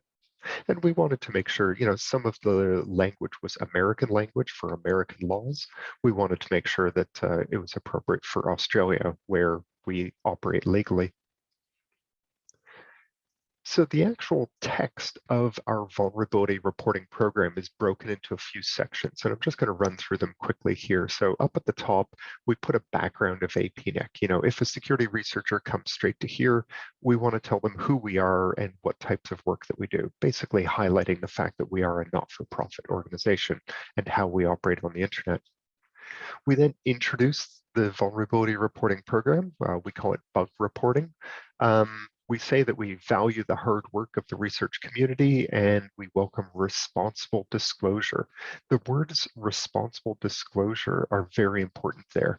Those are signal words to security researchers that we want them to report privately to us without going and publishing it at conferences when we don't know the security vulnerability. We tell them the email address we want them to use. We give them a GPG encryption key if they want to encrypt email to us, because as we've heard, a lot of things on the internet are not encrypted by default. And we set an expectation that, we aim to reply within 7 days and resolve, priority 1 to priority 4 vulnerabilities within 90 days. So to break that down, the priority scale, we're looking at priority 1 to priority 5, where priority 1 is the highest priority, and priority 5 it's sort of an issue, but it really doesn't have security impact. We also set these dates to be quite long. Replying to a report within 7 days, we should be able to meet that, but we weren't sure how many reports we were going to get and how much time it was going to take of our staff. So we set these as very large numbers, and since then we've come down to smaller numbers, knowing what we're capable of doing. We then listed the scope. Now, a lot of organizations have very narrow scope. They only list a few of their websites that are most important. We wanted to go the other direction. We wanted to be as wide open. We wanted to know about any vulnerabilities on any of our systems at all, because understanding that security of a chain depends upon its weakest link, and we didn't want any weak links in the security of our network and services. But we did have to put a few things that are out of scope. So we started off with a very short list of out of scope, saying that any third-party sites that we may use, of course, we can't give permission for a security researcher to do testing against these other companies. So don't go trying to hack Cloudflare or Zoom just because we use Cloudflare and Zoom.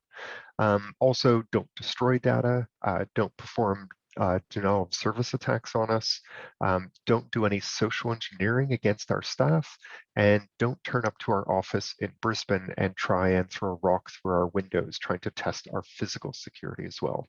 So a few very simple things that are listed as out of scope.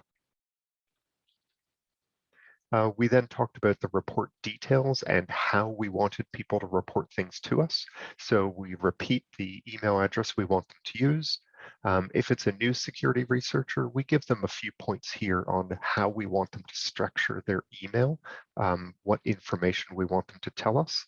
And then we put a note at the bottom saying, you know, as a not-for-profit, we can't pay out major bounties, but we really appreciate the work that you're doing to make us more secure. If you want to be recognized, we can add you onto the thank you section below. So again, setting the expectations on that. For Safe Harbor, this is the port that I was mentioning earlier from disclose.io. The Safe Harbor language basically says, if you conduct research that is in scope and you report it to us in a timely manner, we will consider this to be authorized actions, and we promise not to take legal action against you.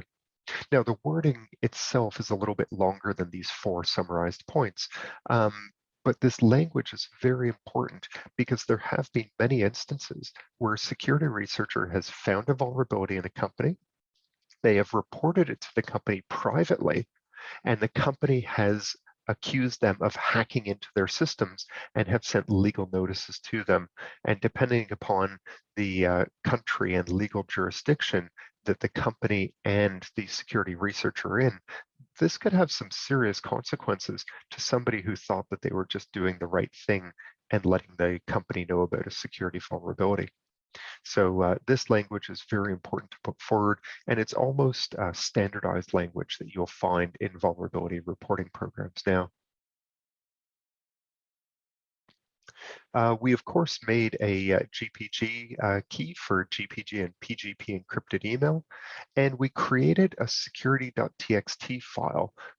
This was with the help of securitytxt.org, and you can see the file here. It basically has our contact information, where to find our encryption key, and where the policy is listed on our website. And that whole block of text is signed using our GPG key, so people can prove what key is being used and that it is authentic from us.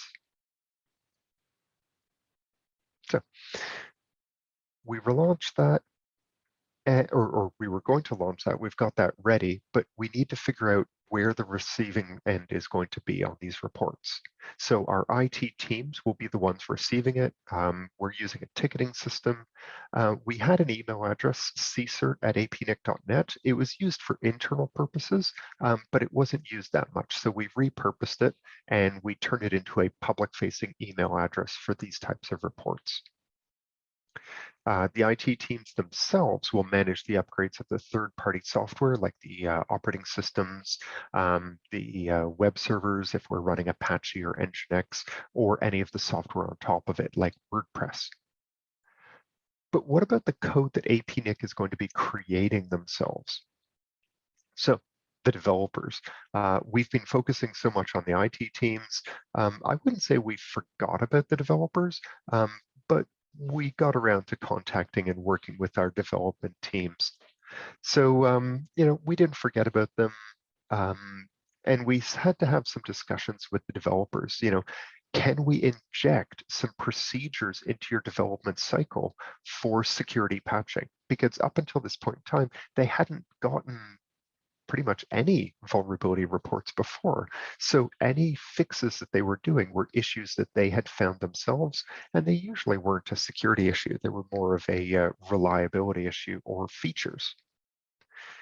And we also had to work with them about this 90-day fix. Now, 90 days was on the larger end. We've come down since then, but imposing any sort of a timeline and deadline on them was a bit of an issue. There was a lot of back and forth discussion because we had to impose timeframes for them to reply to us to confirm that the vulnerabilities exist, as well as timeframes for fixing, testing, and pushing the new code into production. So for a development team that hadn't dealt with vulnerability reports before, this was fairly new for them.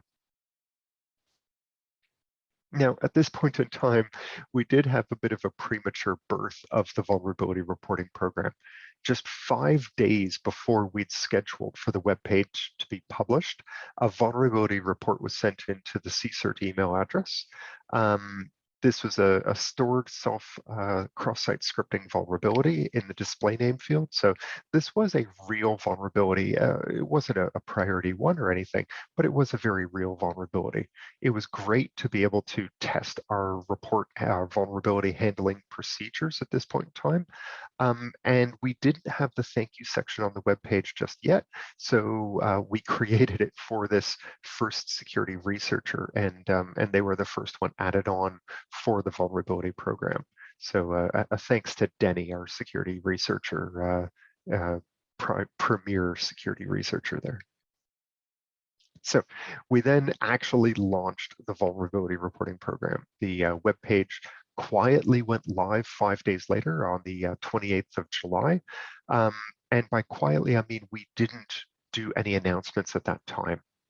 About 5 days after that, we did publish a blog post, but this was pretty much the limit on the publicity of the program. So we published the web page, we put up the security.txt, and we did a blog post on our own website. And we did this purposefully. We didn't want to get flooded with too many vulnerability reports, overwhelming our IT teams, as well as overwhelming our developer teams. So things did start off pretty well. For the first 4 months of the program as it was running, we only had 1 report each month. So it was a nice slow start, was really great for getting our standard operating procedures locked down, getting them updated, making sure that all of the IT staff who were going to be managing the issues got a bit of a handle on how it was going to be working. Now, after these first 4 months, that's where things started picking up. So this is where the program became a little bit more popular.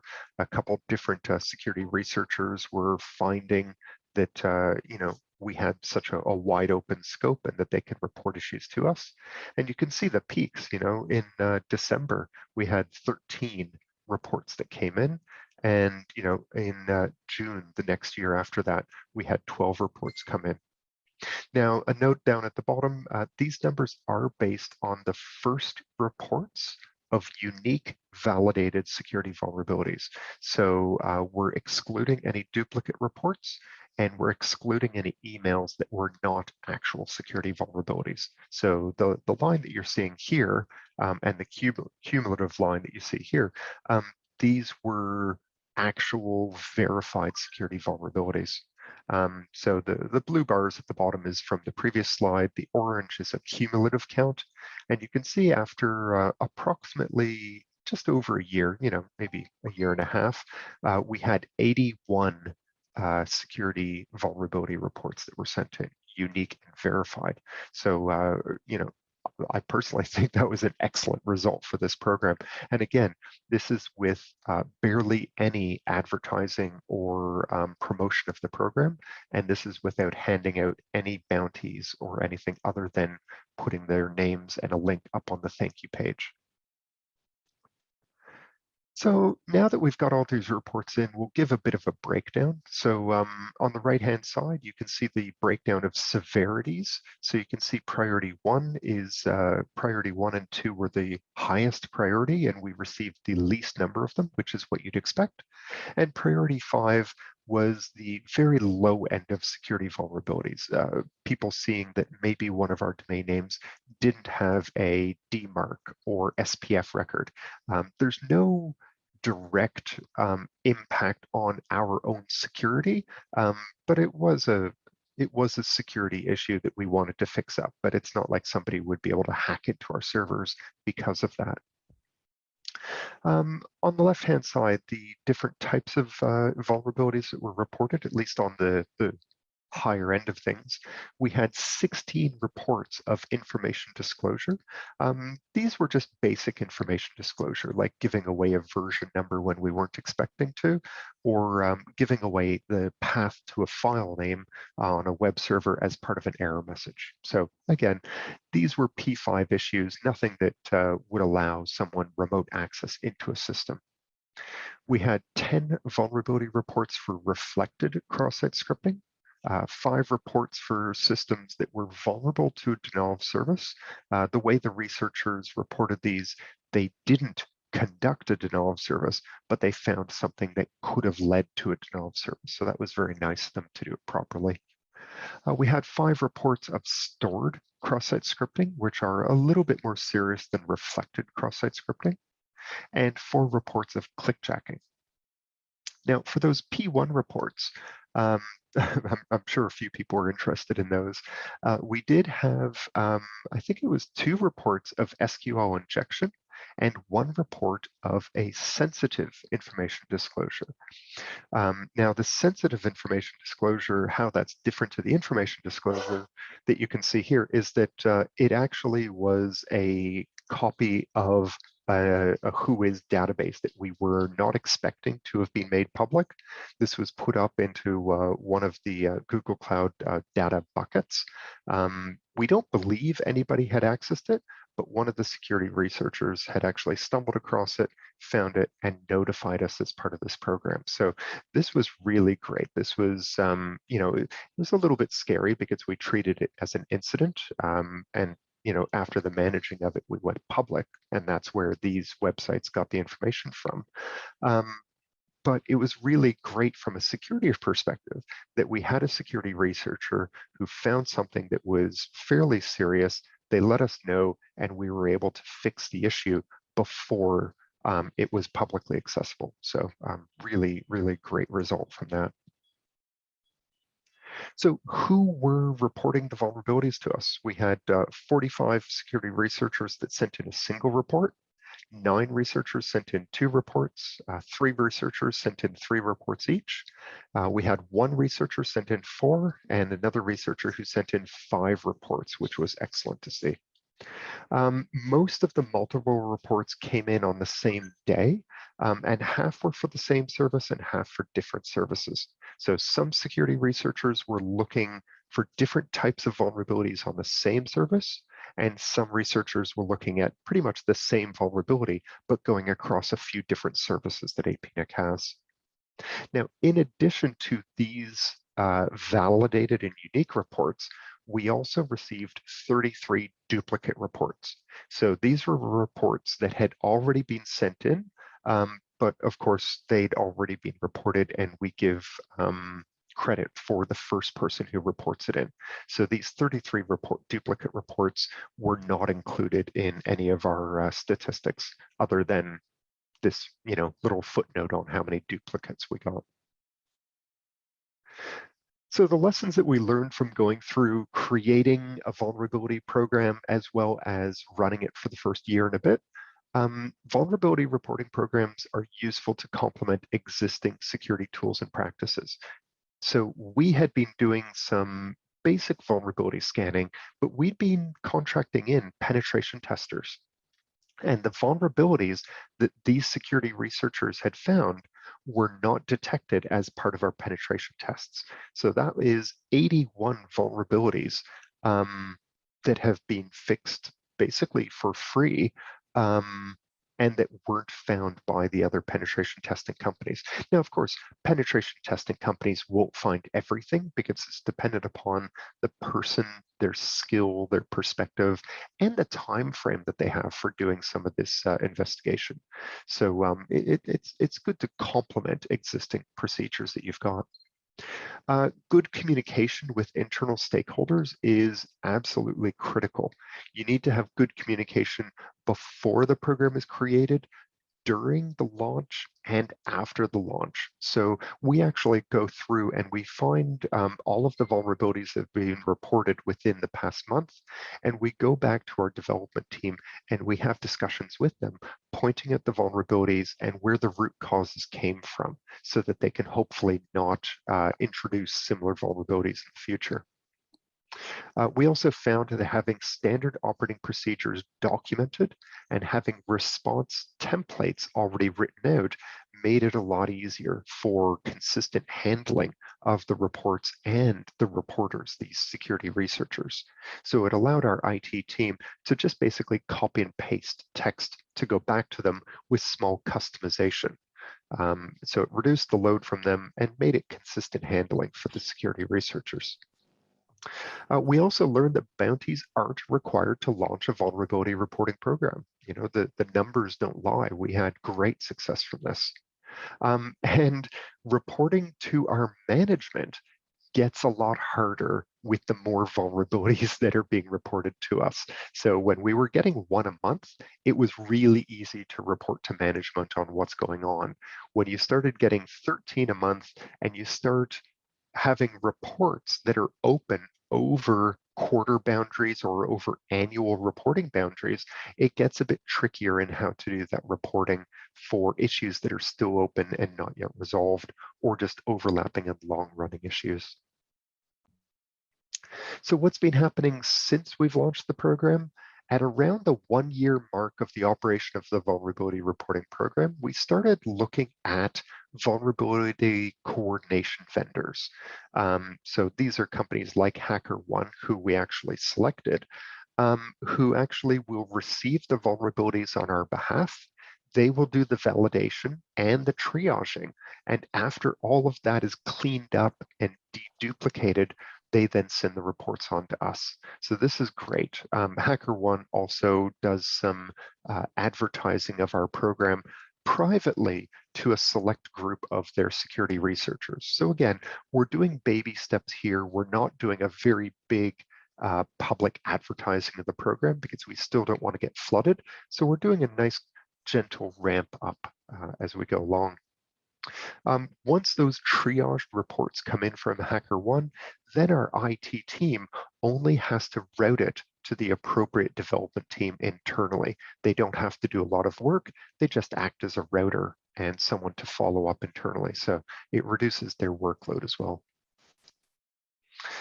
So since everything has been launched, the reporting program page has been updated to include the HackerOne submission form. So it's a nice form that's in preference to using just the email address as unstructured text. The out of scope list has been expanded. We've added in a few things that are working as intended. We added in out of scope for rate limiting issues on things that aren't authentication endpoints. And we also put out of scope for missing security flags on cookies that don't relate to authentication. So these are some of the really small things that security researchers were picking up on, but for things that we accept are okay and don't have a security impact, we document it, we put it right up front, and we say, these are out of scope, don't worry about sending these things in to us. So since the launch of the program, the thank you list has grown. And of course, APNIC is more secure because of it. You know, 81 vulnerabilities resolved is an incredible improvement on our overall security posture. So that's just a quick run through the program and how things have been going so far. And yeah, if anybody has any questions or discussion that you want to have, I'm happy to take a few minutes and before we move on to next presentations.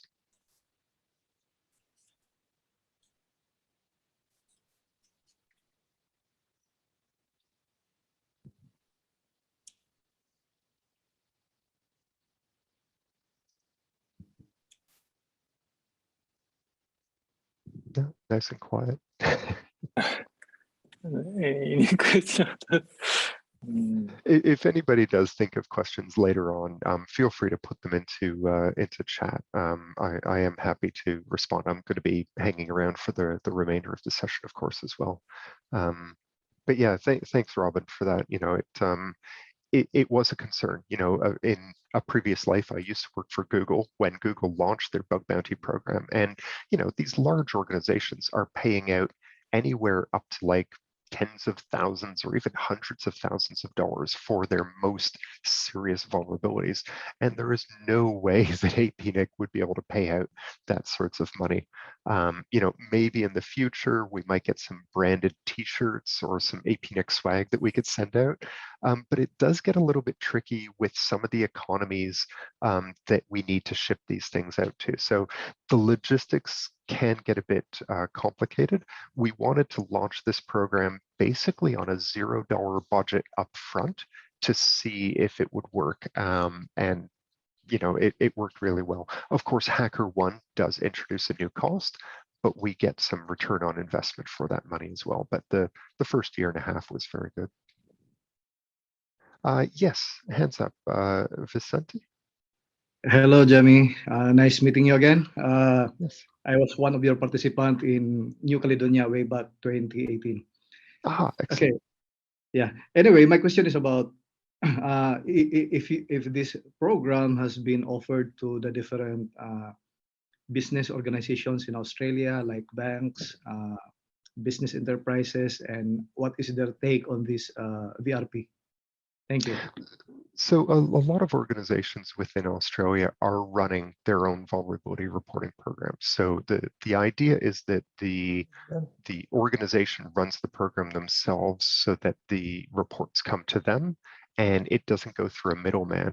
There are a couple companies that try and act as a middleman.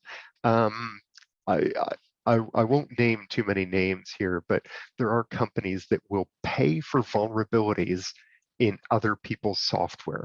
Their motives are, of course, financially motivated. That's, you know, how the world works in business. If they're paying out money, they have to be making money from the other side. But yeah, a lot of organizations are creating them.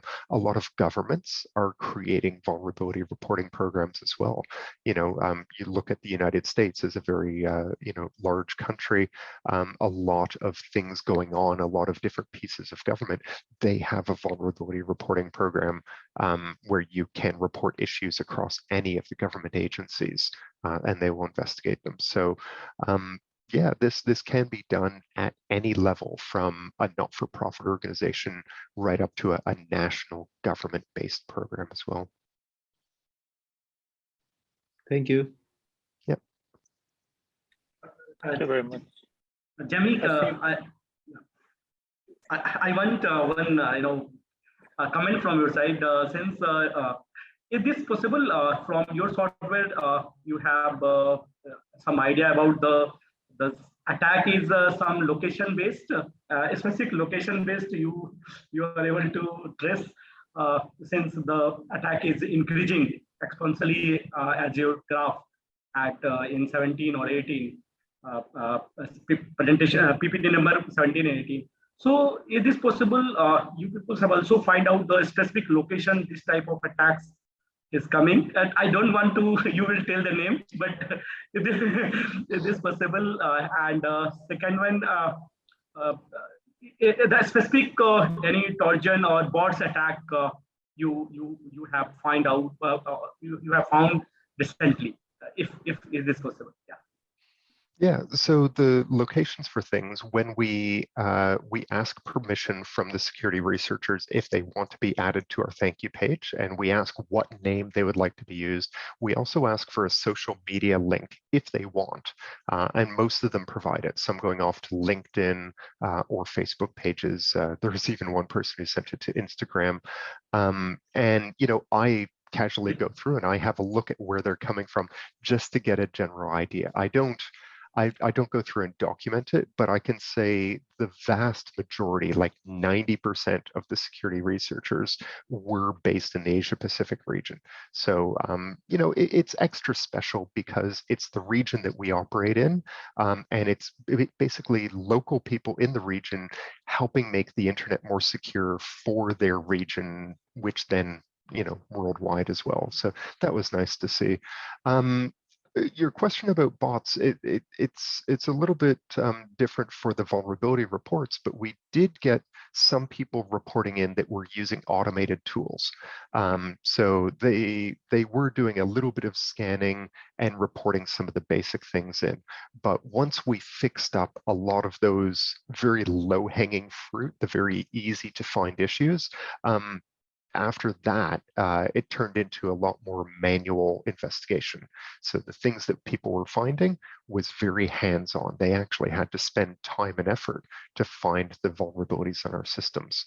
But yeah, in the first few months, a lot of the issues were found by bots and scanning and very basic security research. So Thank you. Thank you. You're welcome. Okay. I think we are already running out of time, so I'm sorry, but I'd like to proceed to the next presentation. Next presentation is from our technology partner, Cisco Systems. Mr. I'm not sure how to pronounce it. Mr. Wahi? Thank you so much. That's absolutely right. Do you hear me okay? Yeah. Yes. So please share your slide and I have one quick question. Originally, I asked to have 45 minutes presentation, but later APAN asked you to reduce this to 30 minutes. Did you receive that request? Yes, I have that request. Do not worry at all. Yes, So okay. Then that please. should not be a problem at all. I'm just checking if you're able to see my screen. Can you see my screen, please? Yes, no problem. So please go ahead. All right. I would start as soon as you give me a go ahead to start. Yes, please go ahead.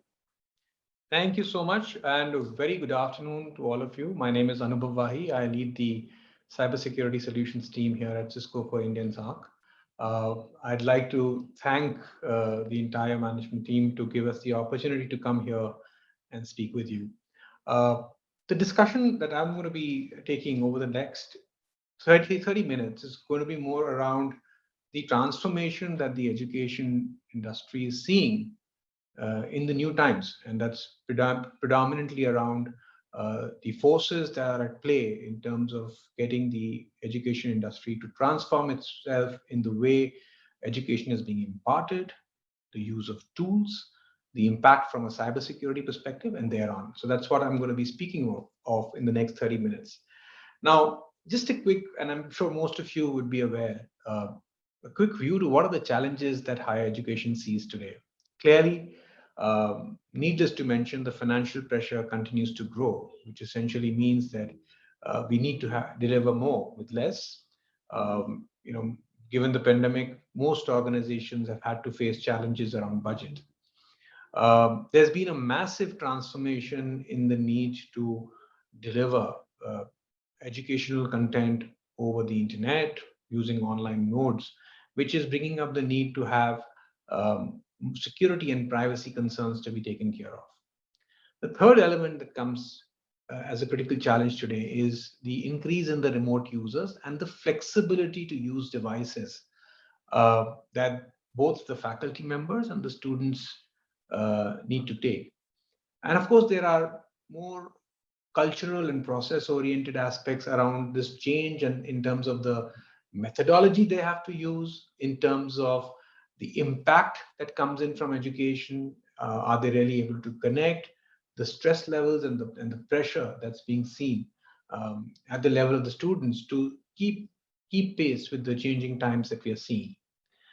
Now, if we were to go back and map this with different stakeholders in the education vertical, from a faculty member's perspective, I think the primary driver has been to ensure that irrespective of the methodology being used, be it an online mode or an offline mode, connecting and engaging learners is becoming very, very critical. I think, and the pressure stays on both ends of the spectrum. It could be the student as well as the faculty member. Similarly, with the adoption of technology-related tools, and the simplicity associated with it, the agility associated with it, the ease of sharing data. It's also becoming very, very critical to ensure that if there is some research work being done, to what extent can you secure it?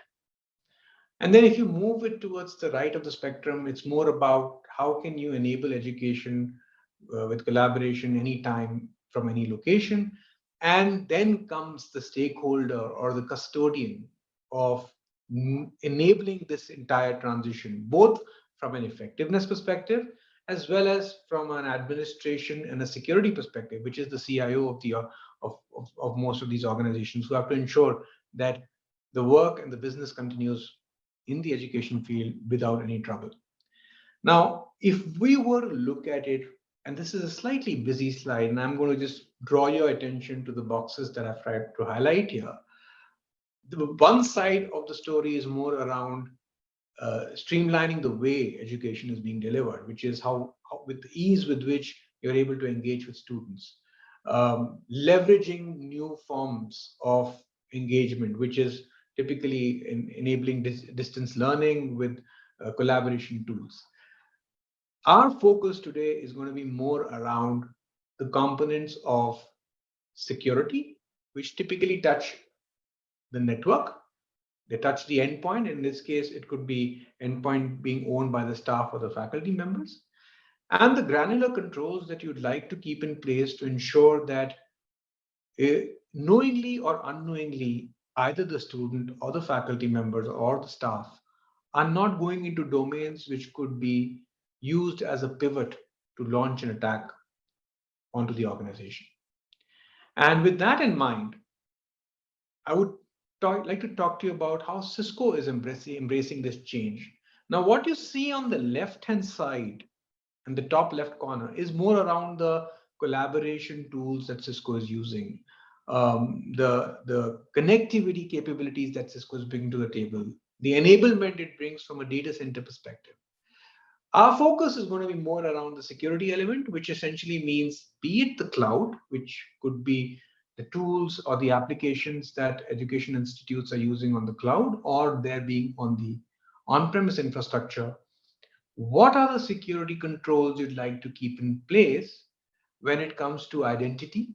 And when I say identity, I pretty much reference your ability to ensure that the physical identity of the person and the digital identity of the person are true. They marry, which means the identity has not been spoofed. And once you have the wherewithal to establish that identity, you apply policies around where the person can connect. That's basic stuff. The second is, where do you bring in elements around threat defense, which is the effectiveness with which you can detect a threat and make effective decisions on responding to that threat. Now, this is easier said than done. And I'll be very honest with you, the more tools that you start adopting, the more difficult it becomes for you to siphon out what is relevant to your organization. Contrary to belief, adding a new capability would probably enable you to have a stronger security arsenal. But the point is, adding a new capability doesn't necessarily mean you're ahead of the curve with the, when you compare against the attackers. The problem is, with each capability comes an element of complexity around managing it, complexity around detecting threats and detecting relevant threats in your environment.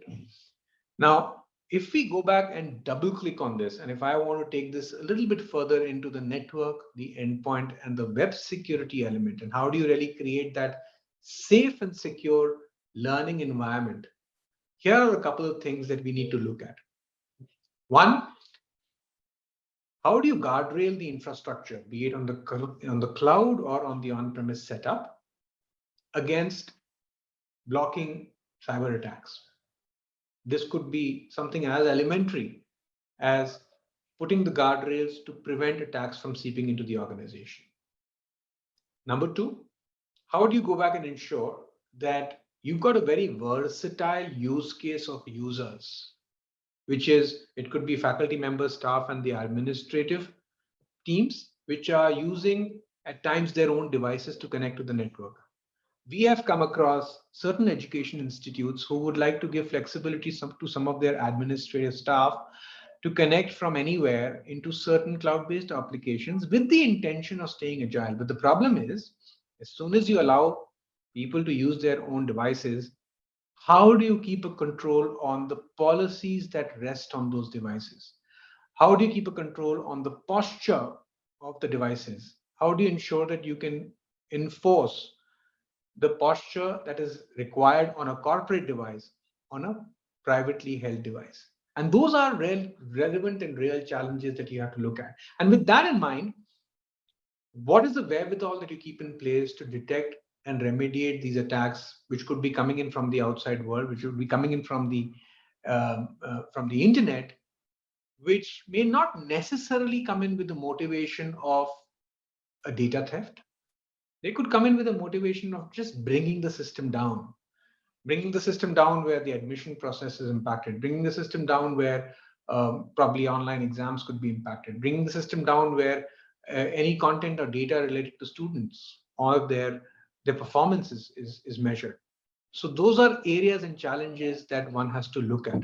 Now, again, a busy slide, but I'm going to be walking you through the business needs in a little bit more detail to explain this. I think very clearly, the evolution of education talks about the efficacy and the effectiveness with which you are able to meet the collaboration requirements irrespective of what device the student or the staff brings in.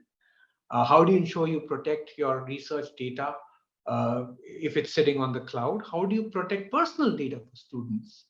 And last but not the least, how do you reduce the risk that the institution carries from an attacker who could pretty much just be coming in to bring the system down? It could be amateurs who are just doing it for fun, but that could really hamper not only the availability of systems, but also the reputation. So from a capability standpoint, there are 4 important capabilities that come into picture, and I've highlighted those on the screen. Number 1, how do you ensure that you're able to onboard students who bring their own device?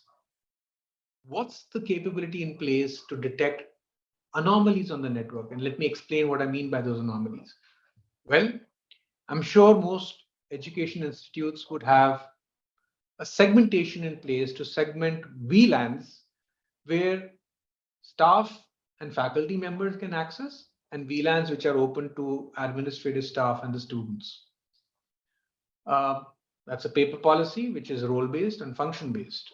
There could be scenarios by virtue of a maintenance activity or a planned event where there could be an overlap, or there could be possibly an ACL change in this infrastructure. And this could potentially expose the network to behavior-based attacks that could be launched onto the network. And these could be scenarios where students or malicious actors could basically exploit those vulnerabilities in the environment. The next is, how do you defend sensitive devices that are being used by the research faculty as well as the administrative teams? And last but not the least, how do you ensure that you've got effectiveness in threat detection? Because as I said, at times it comes down to identifying that needle in the haystack. And that becomes, that boils down to your efficacy with which you're going to be detecting your threats. And I've spoken about the outcomes that one has to look at. I think I won't belabor that point again, but these are the capabilities that one has to look at when you're looking at these particular scenarios.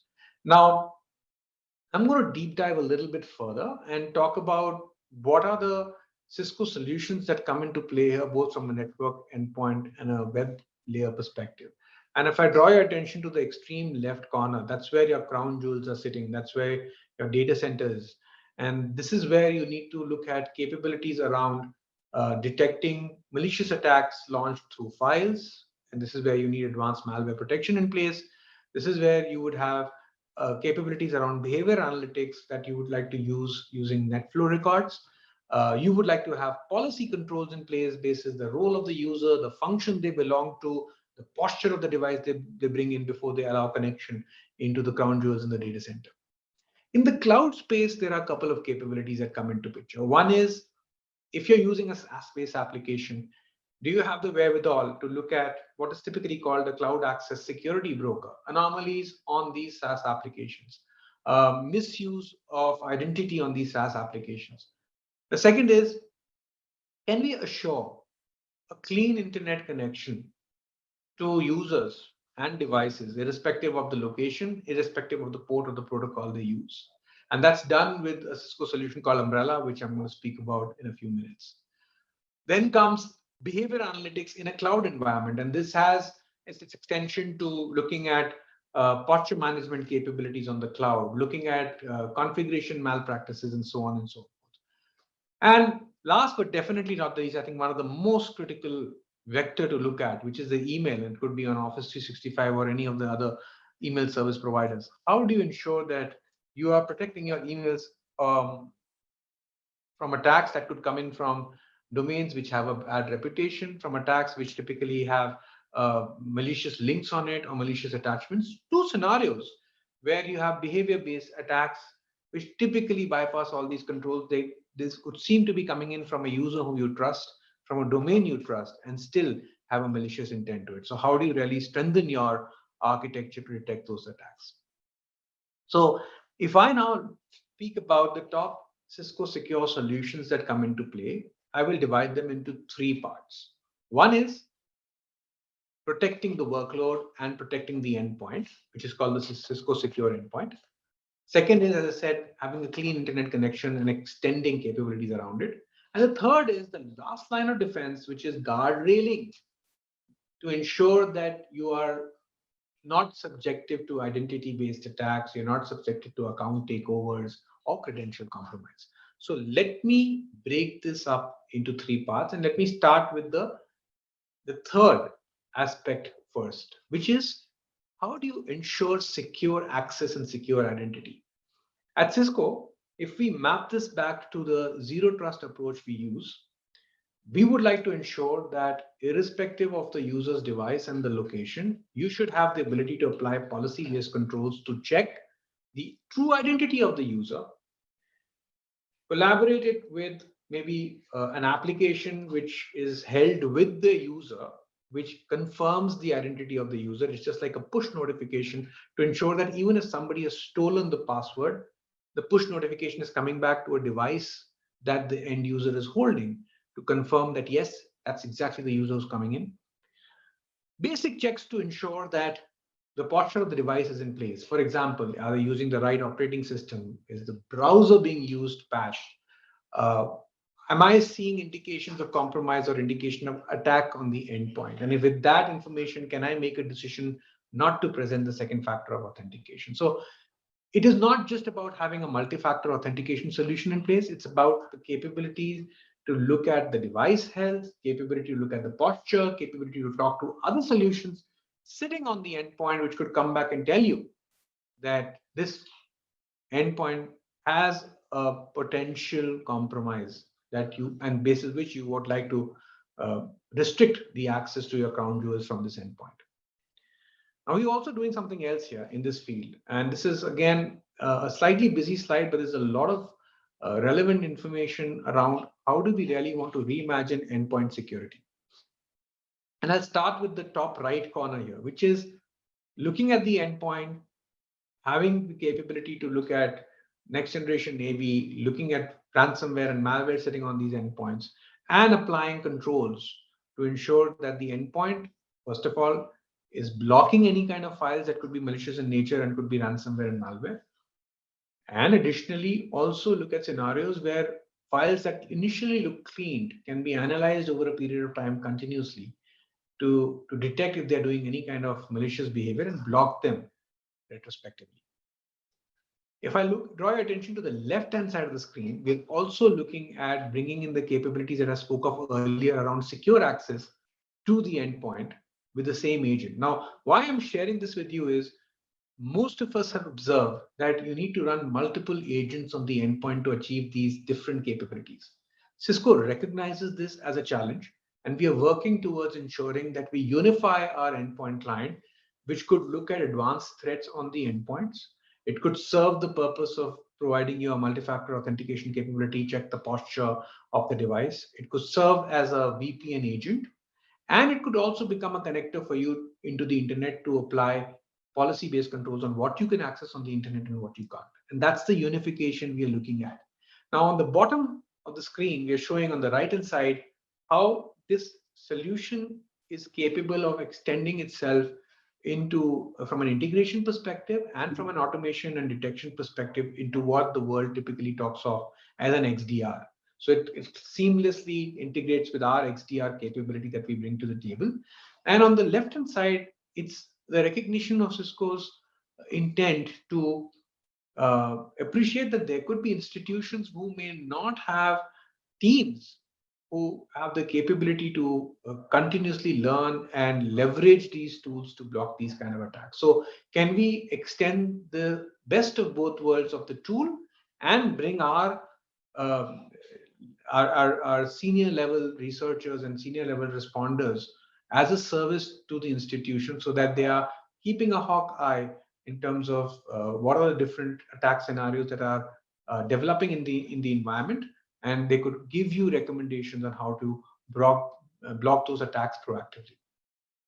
And that's the redefinition of the endpoint security that we look at. It's a combination of the VPN, the posture checks, advanced malware protection, running queries on the endpoint, running behavior-based detection capabilities on the endpoint. And you could probably use this for any of the modern day outcomes that organizations are talking of, be it the XDR or the EDR, which is extended detection and response, or the endpoint detection and response capability, be it a fulfillment of a zero trust use case, or what Gartner typically terms as the convergence of network and security with the SASE transition that we're looking at.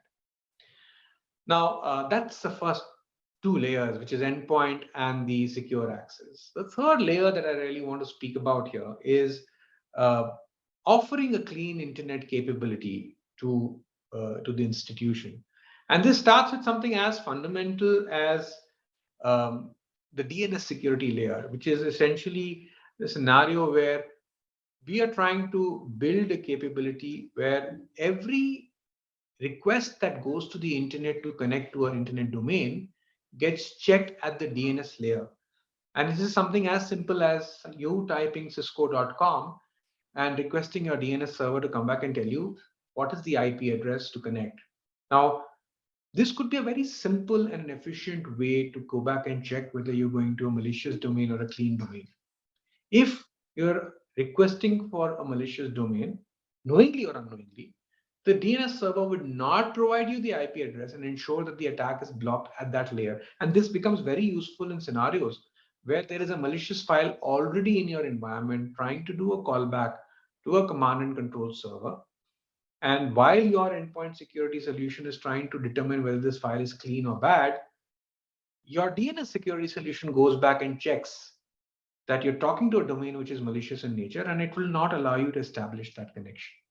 So it starts with something as basic as DNS security, and all you need to do is just route your recursive DNS to Cisco Umbrella's IP address, and you're done with it. That's how simple it is. We also recognize that organizations also would like to evolve this into granular policies on what you can do and not on the internet. For example, you may not want to restrict people from going into a social media site from a learning perspective, but you definitely want to restrict them on what they post. And you may want to put some restrictions on students using the institution's internet access to probably put a comment or like something on a social media site. So those level of granular controls start coming into picture. We also recognize that as the cloud transition continues, your perimeter-based cloud firewall will have to deliver its capabilities from the cloud. And this entire umbrella solution has evolved over a period of time to be a cloud-delivered firewall as well. I did speak briefly about the CASP capabilities, and that's also embedded on the Umbrella platform. There are two other very capable functions that we bring into the table. One is recognition of having a data loss prevention solution on this layer as it's delivered from the cloud. So in case you have policies around DLP, they can be added on. And the second is, if there are suspicious domains where even we are trying to figure out whether this domain is good or bad. You could access these domains virtually through a remote browser isolation capability, where all you see is just a picture of the domain. The actual domain execution is happening in a virtual environment on the cloud. So you're not really subjected to files that get downloaded from the domain. You're just visually seeing this. And of course, capabilities around zero trust network access, where we bring in elements of VPN-less connectivity into the cloud world, into the SaaS world. And that's, if you see, multitude of capabilities brought into the umbrella platform, which gives you that clean internet experience as you move on. Now, I did speak about the DNS security layer. What I also want to call out is, how does this really serve as a first line of defense? When you make this DNS security request, if you're logging into a safe domain, is there a question? Sorry, is somebody asking a question? Okay. So if you're logging into a safe domain, it's something like a yahoo.com or a cisco.com, you would get the IP address and an umbrella would allow you to connect. If you are logging into a domain which is malicious, clearly it will block it. It doesn't allow you to go through.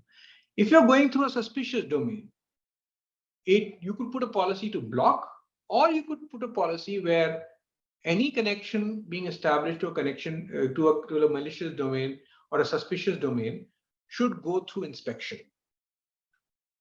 So that's the flexibility that comes in with the first line of defense that the DNS security layer brings into the picture.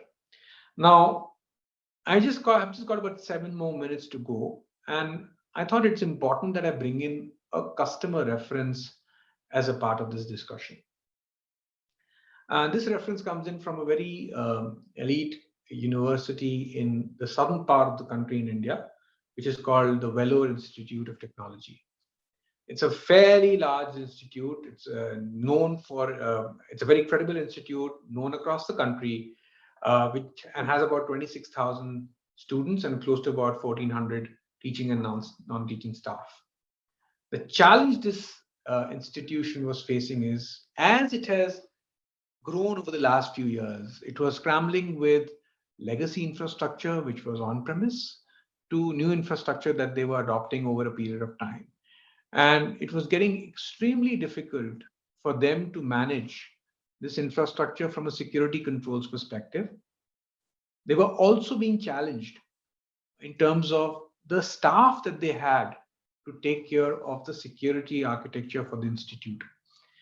And if you just look at the numbers here, I'm showing on the bottom hand of the screen, bottom of the screen, we're talking about close to about 30,000 people within the VIT network that were accessing it. Close to about 4,000 logins happening, about 8,000 plus laptops and desktops, and close to about 2,500 personal devices coming in. So clearly a very diverse infrastructure that was in place. Now, you can imagine bringing in security in this infrastructure becomes extremely difficult, and you have to not only bring in the right level of tools, you also have to make it easy for the staff to leverage these tools. VIT adopted the Cisco umbrella solution, and one of the things that they achieved with it was the DNS security layer.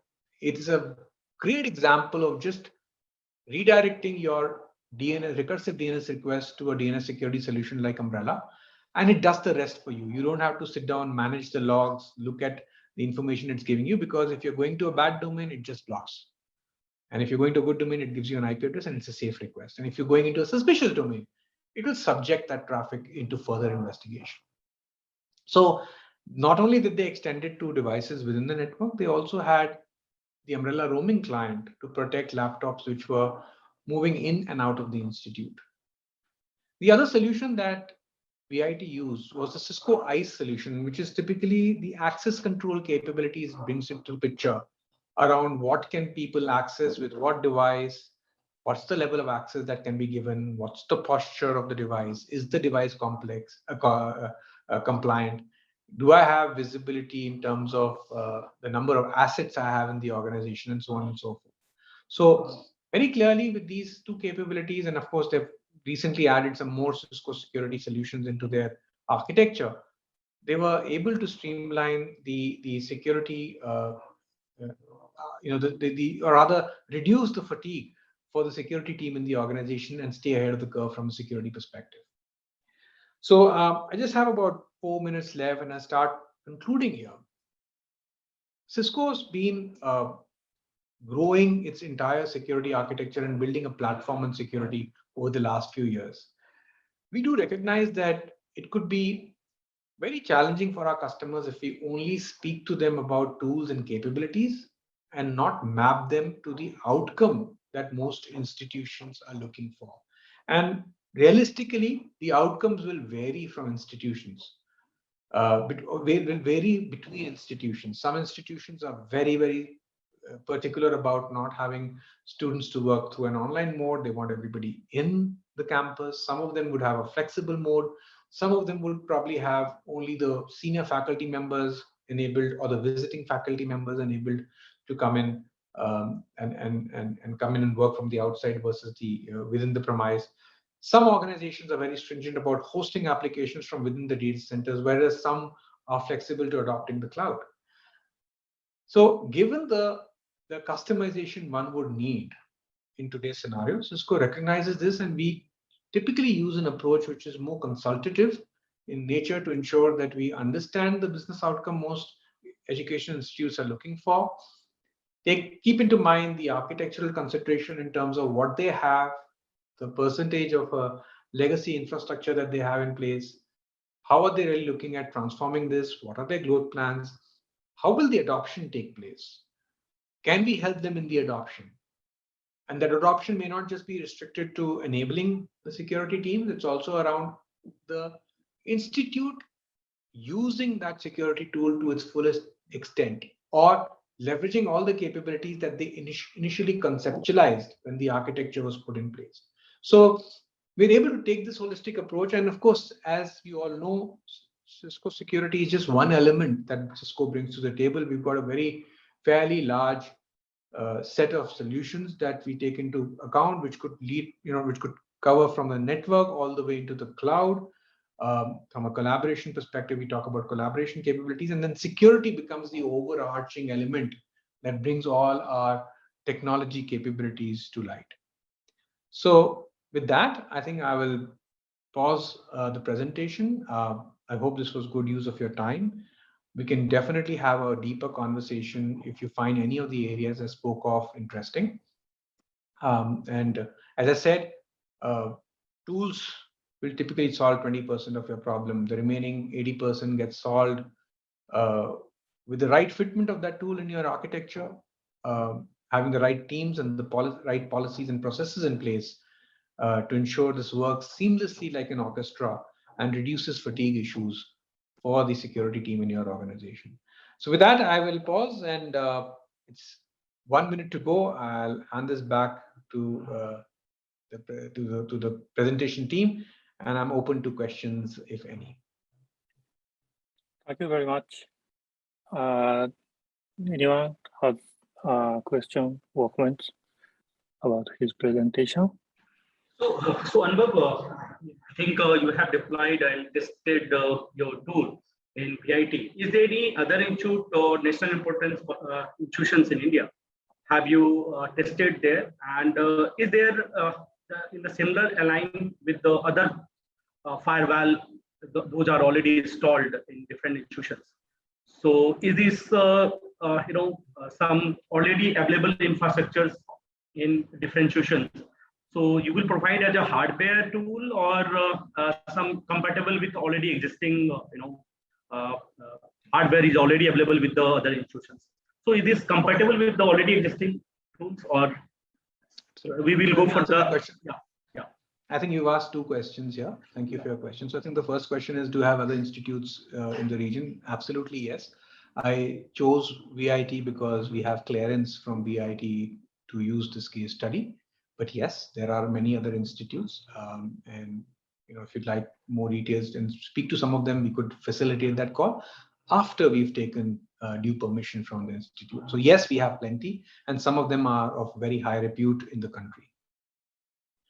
Your second question was, what's the dependency from a hardware perspective? Is dependency on the legacy infrastructure being used? So let me just break that question into three parts. If we talk about something as simple and straightforward as Umbrella, Umbrella is fundamentally a DNS security solution if you start with its most basic form factor. It has no dependency whatsoever on what's the underlying hardware being used, is it Cisco or non-Cisco. You could have an Umbrella roaming client work from any endpoint or any laptop that you're using. All it does is it looks at the DNS request and says whether you're going into a clean domain or not. When you look at enhanced capabilities of Umbrella, it could be inspection, it could be policies around what you can access on the internet and so on and so forth. But net, it's a cloud delivered function. The second is the endpoint security solution that I spoke of, which is called a secure endpoint. Once again, it gets deployed on workloads, gets deployed on MacBooks or your Windows desktops or Windows laptops. Again, pretty straightforward in terms of the operating system being used, has no dependency as such, unless you're using specific versions of Linux, which of course we can share details on what are supported and what are not. Yes, it's fairly versatile there as well. The third solution I spoke of was building a secure identity layer with a solution called Cisco Duo.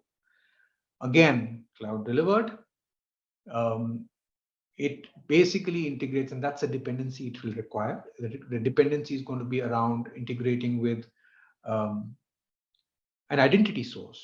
It could be AD or any other identity source that is in place, because that's where it goes and marries itself to check what's the true identity, what's the level of authorization that's permitted for this particular identity. So that's the only integration element that comes into picture.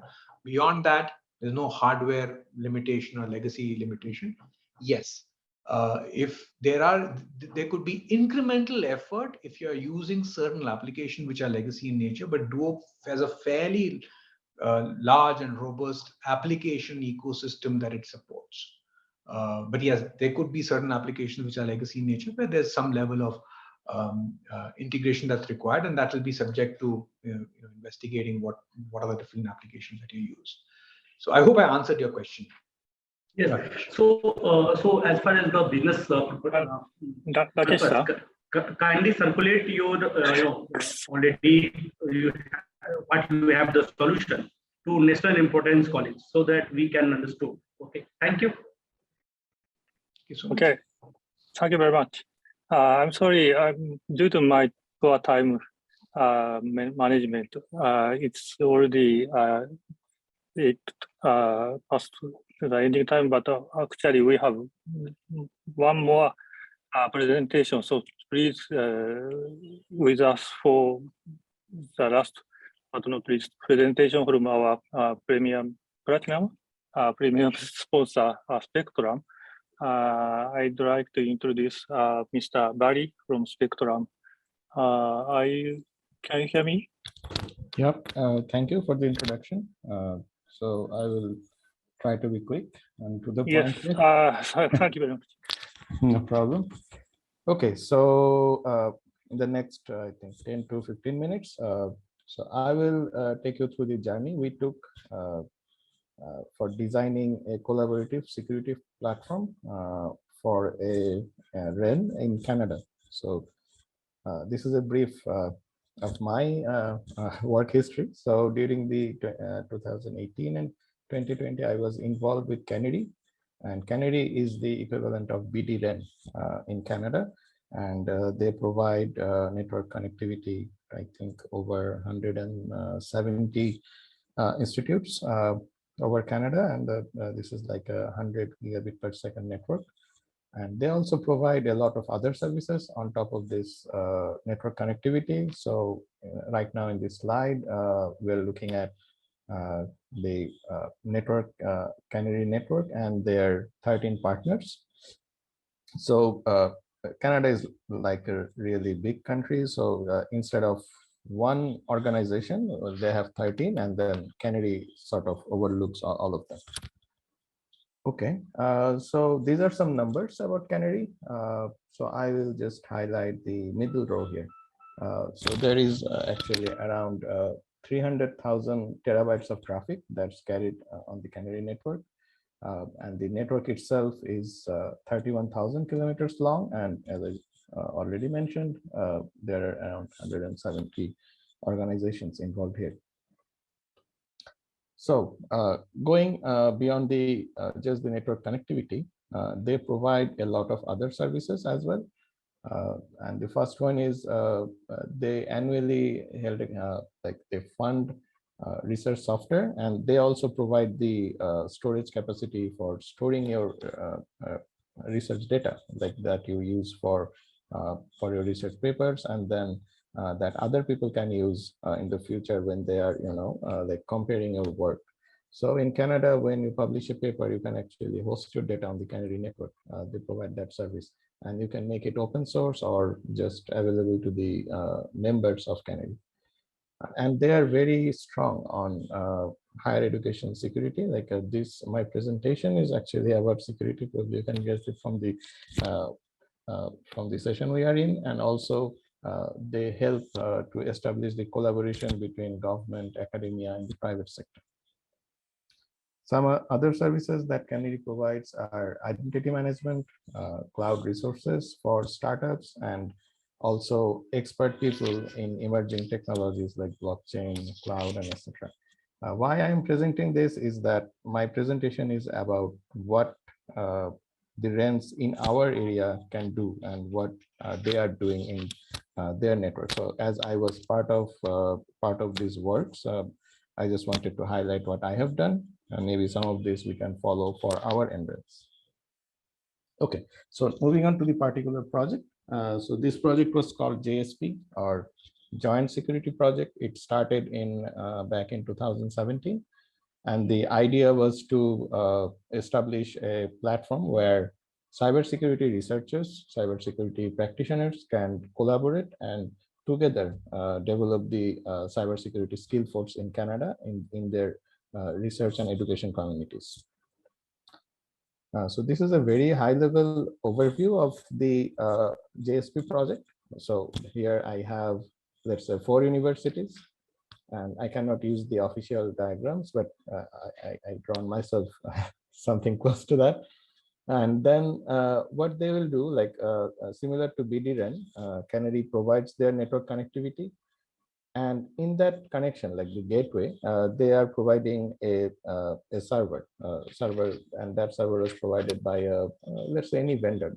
And the idea was that we don't want to be locked into a particular vendor. So this is a commercial off-the-shelf type of server.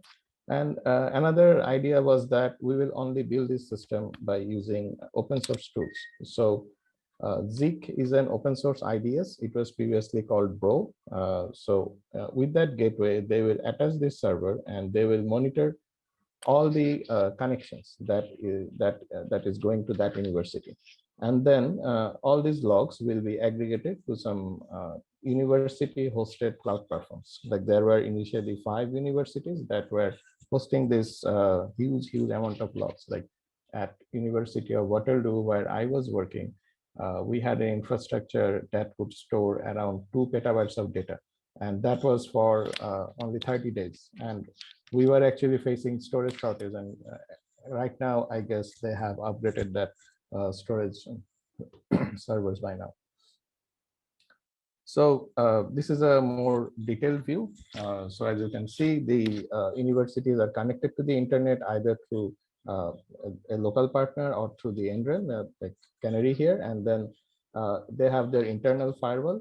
And when traffic goes to that firewall, there are 2 test access points, or taps, as we call them. So the first tap is mirroring the traffic to the IDS server, or Zeek. And then that IDS is sharing that data with 2 other universities, University of Concordia and University of Waterloo. And then you also have another tap that is sharing or storing the data. Like this was actually used to do some quick investigation, and it was stored data for a day or 2 days, because locally universities didn't have that kind of capacity. And this tool was developed by McMaster University. So this was like a Docker container. You can run it on any server, and then if you point it to the storage, it will give you some statistics about whether there is any malicious activities in the recent logs.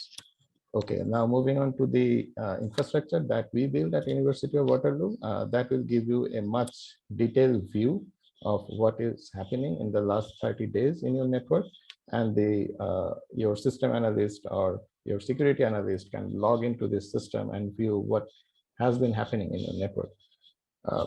So these are the tools that we used, and most of these tools are open source, like Hadoop, Elasticsearch, Apache Metron. And this is a sort of a structural diagram or system diagram. I'm not going to go into the details of this because I really want to show you what our system was able to do. So the main idea here was that we wanted to use open source tools and only open source tools to develop this system. Like, as you can imagine, there are a lot of big universities in Canada. They were buying security tools like Splunk, and they cost a lot. And then what Kennedy realized that they can provide this service and they have the expertise to build one in-house. So that's what we did.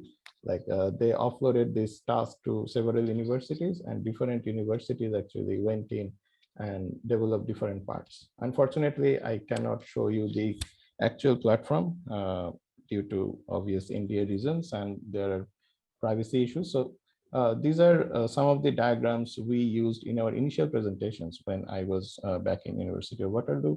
So here what you are seeing is that we use Kibana. This is a visualization tool for data, open source. And with this tool, you can actually write predefined queries, or you can even write customized queries, and you can drag and drop, and you can, like this is a forecasting model. You can create these models on your own, or your security team can do that. Okay, this is another dashboard where you are seeing the alerts, and these alerts were raised because some of these IP addresses, which here has been anonymized, were found in like malicious IP detection services like Virus Total, and then these are flagged. And what we did, because it was a shared platform across 160, 100 or 70 universities, we actually sent alerts like, okay, this IP is trying to hack University of Waterloo, maybe next it will try to hack yours. And that actually raised a lot of awareness. And then if some of the universities have deployed a script or did something because they had a pretty similar infrastructure, they can even share that script to the other universities so that they can prevent that attack before it happened. And we have seen cases where, like, University of Waterloo is in the East Coast, where the attack started, let's say, on the 5th on University of Waterloo, and let's say on the 8th, the similar attack happened on some university at the West Coast. So like when we launched this tool, it was an instant hit because many universities were finding this very useful. And another point I would like to make is that the 170 institutes I talked about, not all of them have a very good security team. Like the big universities have them, but think about a community college. They don't have a security team. Or maybe there is one guy who is volunteering as a, to send out emails that, okay, there has been this incident. If you have downloaded this file, bring your laptop to IT, something like that. And this sharing of vulnerabilities and how to prevent them was very useful for them, because they didn't really needed to hire a lot of stuff, but they can share the expertise that is already there in other universities. This is another diagram that actually shows that we can bring in data, or we were able to bring in data from different sources like BROS, NORT, and WAF. Like these are IPS, IDS, all open source tools. Okay, so this is another visualization that shows you how you log in. Like what I'm trying to show here is that if you look at Splunk, or if you have looked at tools like Splunk, you will see that they have these diagrams that help you to detect attacks. And you can do all this using open source tools, and we were able to do them. So the visualization are part of showing the capability of the system.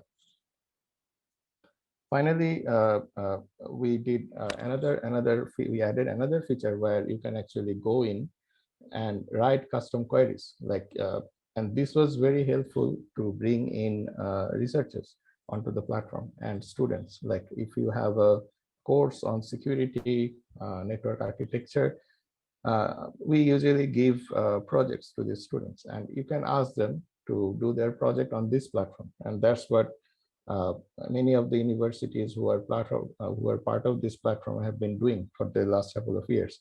And they would come in and they would try to identify some problem, and then they would come up with very innovative solutions. And it has happened that for this off-the-shelf tools, you have a marketplace, and we were able to create our own marketplace. And all of these tools were created by students.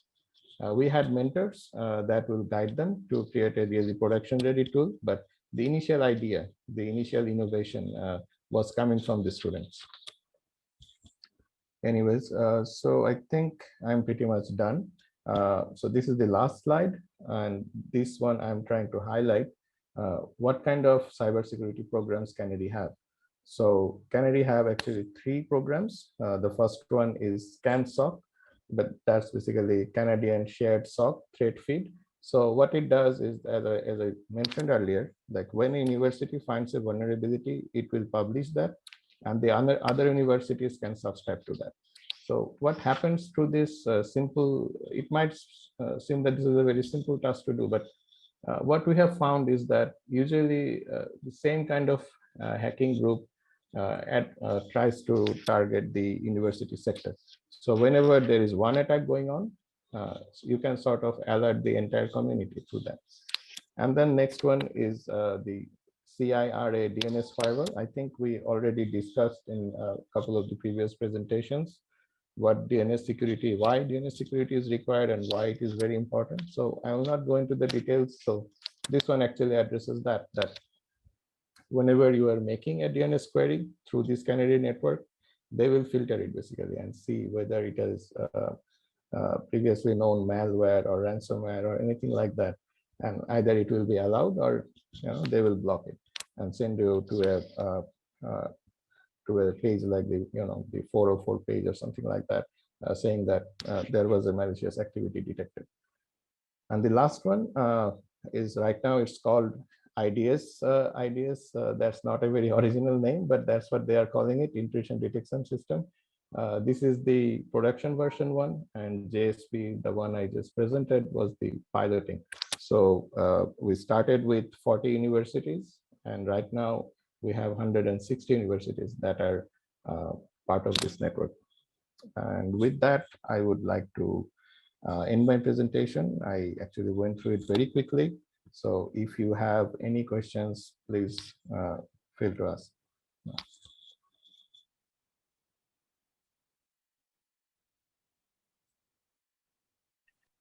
Thank you very much. Mr. Faisal Bari, can I ask a question? Sure. Yes, please. This is Taurik from Biriren. So, Mr. Faisal Bari, thanks for your nice presentation. Probably the entrance will be benefited out of your presentation, but I just want to know, you are from Spectrum, so what can be Spectrum's role in implementing such security architecture in a country like Bangladesh or in other developing countries? Yeah, thank you. That's a very good question. Actually, I in this presentation, I didn't really wanted to bring in Spectrum. It was more about my research work back in University of Waterloo. So at Spectrum, we have established an R&D lab.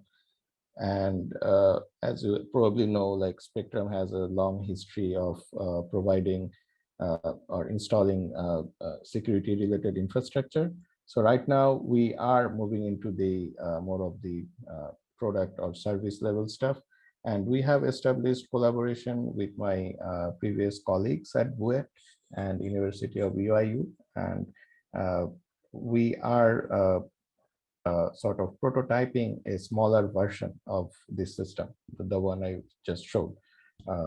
So going forward, we can work together at Spectrum, like why I was in academia for more than 13 years, why I came back and joined the industry is because I wanted to be liaison between industry and academia. We can certainly help you in that regard. Like if you want to go forward and establish something like that, I think Spectrum is in a very good place because we have the expertise at the hardware level. And now if you want to really develop a software like that, I have the know-how. I have my group at University of Waterloo who can collaborate on this. We can bring in people from there if you want. And then, as I was saying, the most innovative ideas actually came from the students. It was not the researchers that was initially involved. And I can help you with, or Spectrum can help you with linking the university, industry, and the BDREN community together.